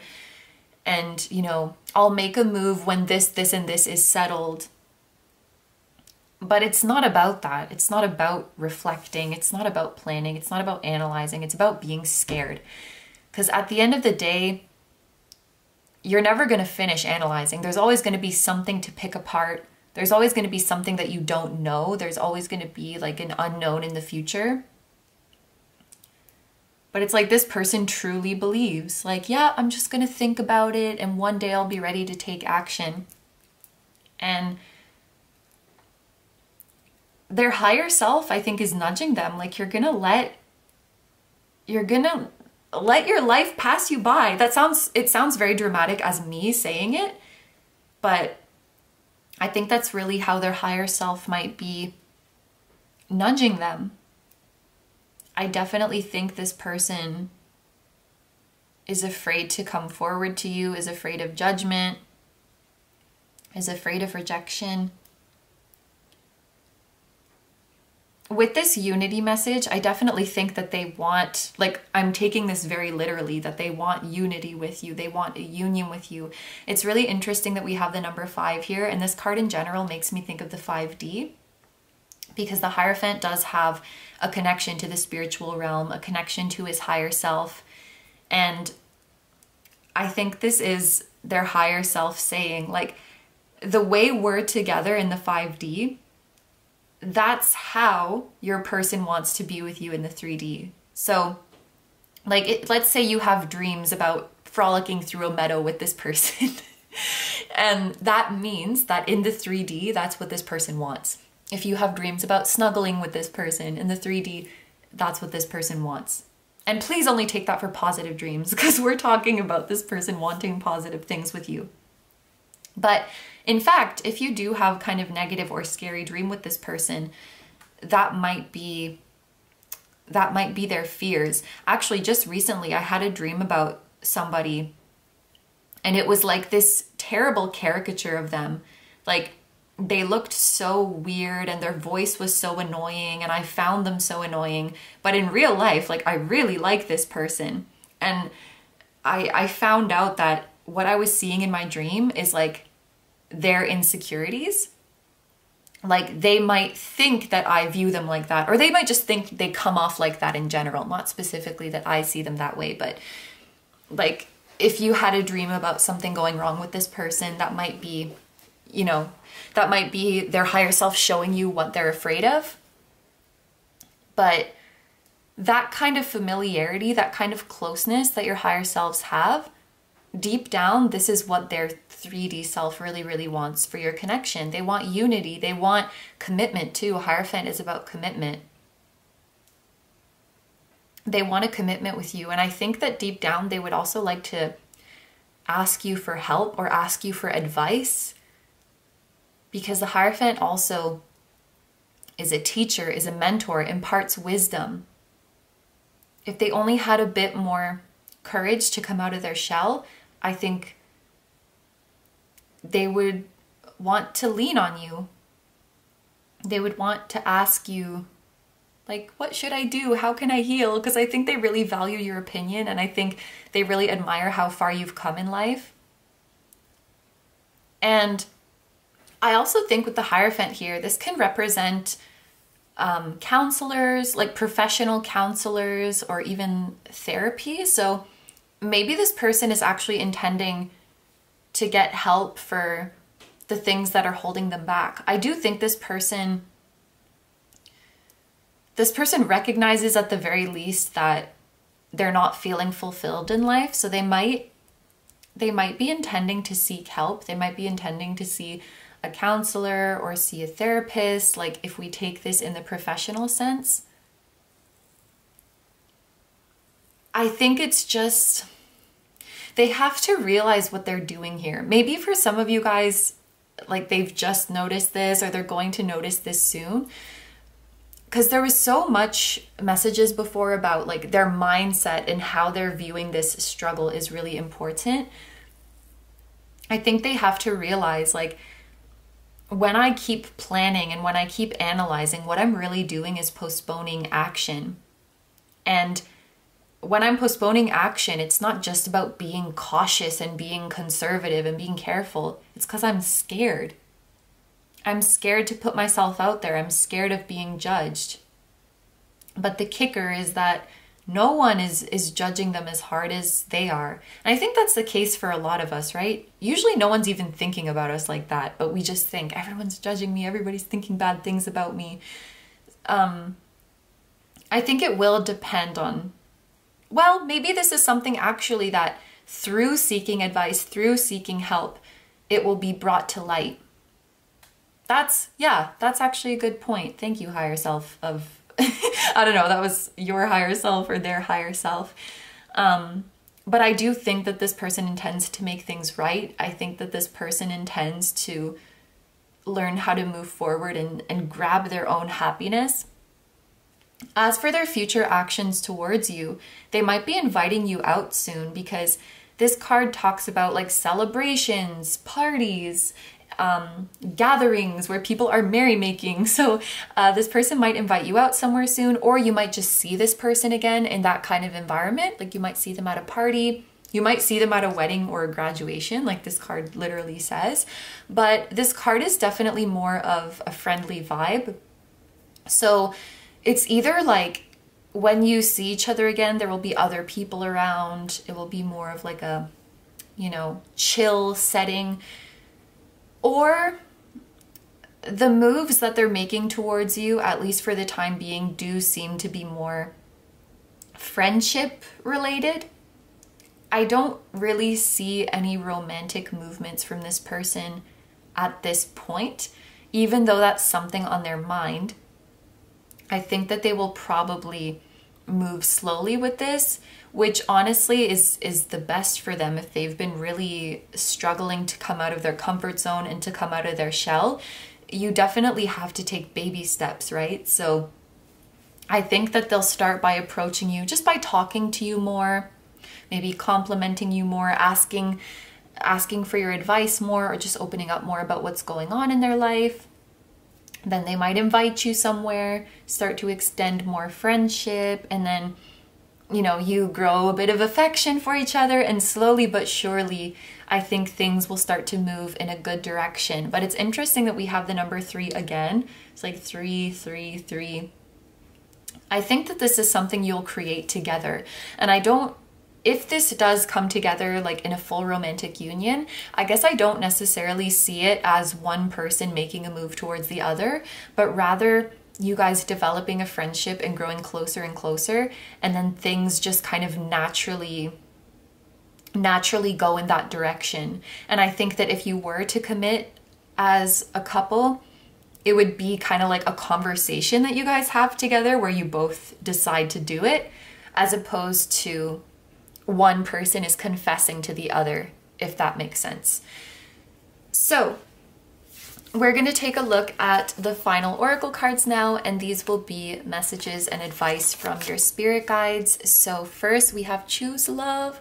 Oh, that's so sweet. And it's another 3 because the number 21 reduces to 3. You always have choice. Make yours with love. Yeah, the key to this connection is just choosing love instead of choosing fear.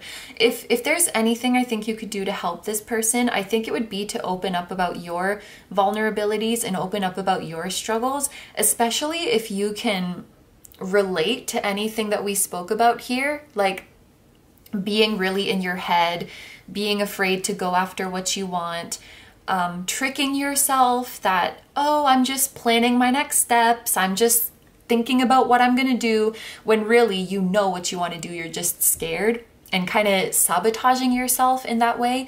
If you can relate to that at all, I think it could be really, really helpful to open up to this person about those struggles, because they'll feel less alone. And also just because they admire you so much. Like if they realize, oh my God, the person I admire so much has gone through a similar struggle to me, I think that that would make them a lot more likely to open up about that and a lot more comfortable around you. Because I definitely don't think that it's not like you can't get together until this wound is entirely healed. I think that we can and should heal together when we can and lean on each other when we can. So while I do think this should move in baby steps, I definitely think, you know, I don't see you guys going into a full separation. Like if you're not in separation right now, I don't see you having to like take time apart and not talk to each other and or anything like that. I think you can definitely work through this together. But choosing to address your fears in many ways is choosing love. Ignoring your fears is choosing to allow fear to remain. We have rest. Give yourself time to recuperate. I don't know, right off the bat, I'm not sure if this is related to the connection. It could just be your guides popping in to make sure that you're sleeping well, that you're giving yourself a break. This sleeping person could be a confirmation that your dreams, the dreams that you have when you're sleeping about this person, and I just say that because like you can have a waking dream, you can have a daydream, so I just wanted to clarify sleeping dreams. This could be a confirmation that those are very, very telling. We are all one, Love all creatures, for we all share the same life force. I think that one thing that both of you guys could benefit from is realizing that all of us are a lot more the same than we are different. And you're usually a lot less alone than you think you are. I know that sometimes when we're lacking confidence, when we're struggling, we can feel like we're the only person who feels that way. Like no one else has ever struggled like this. No one else would understand. But I think the reason we feel that way is because so many people hide their struggles, or because they either feel like they have to deal with it on their own, or they're afraid of being judged.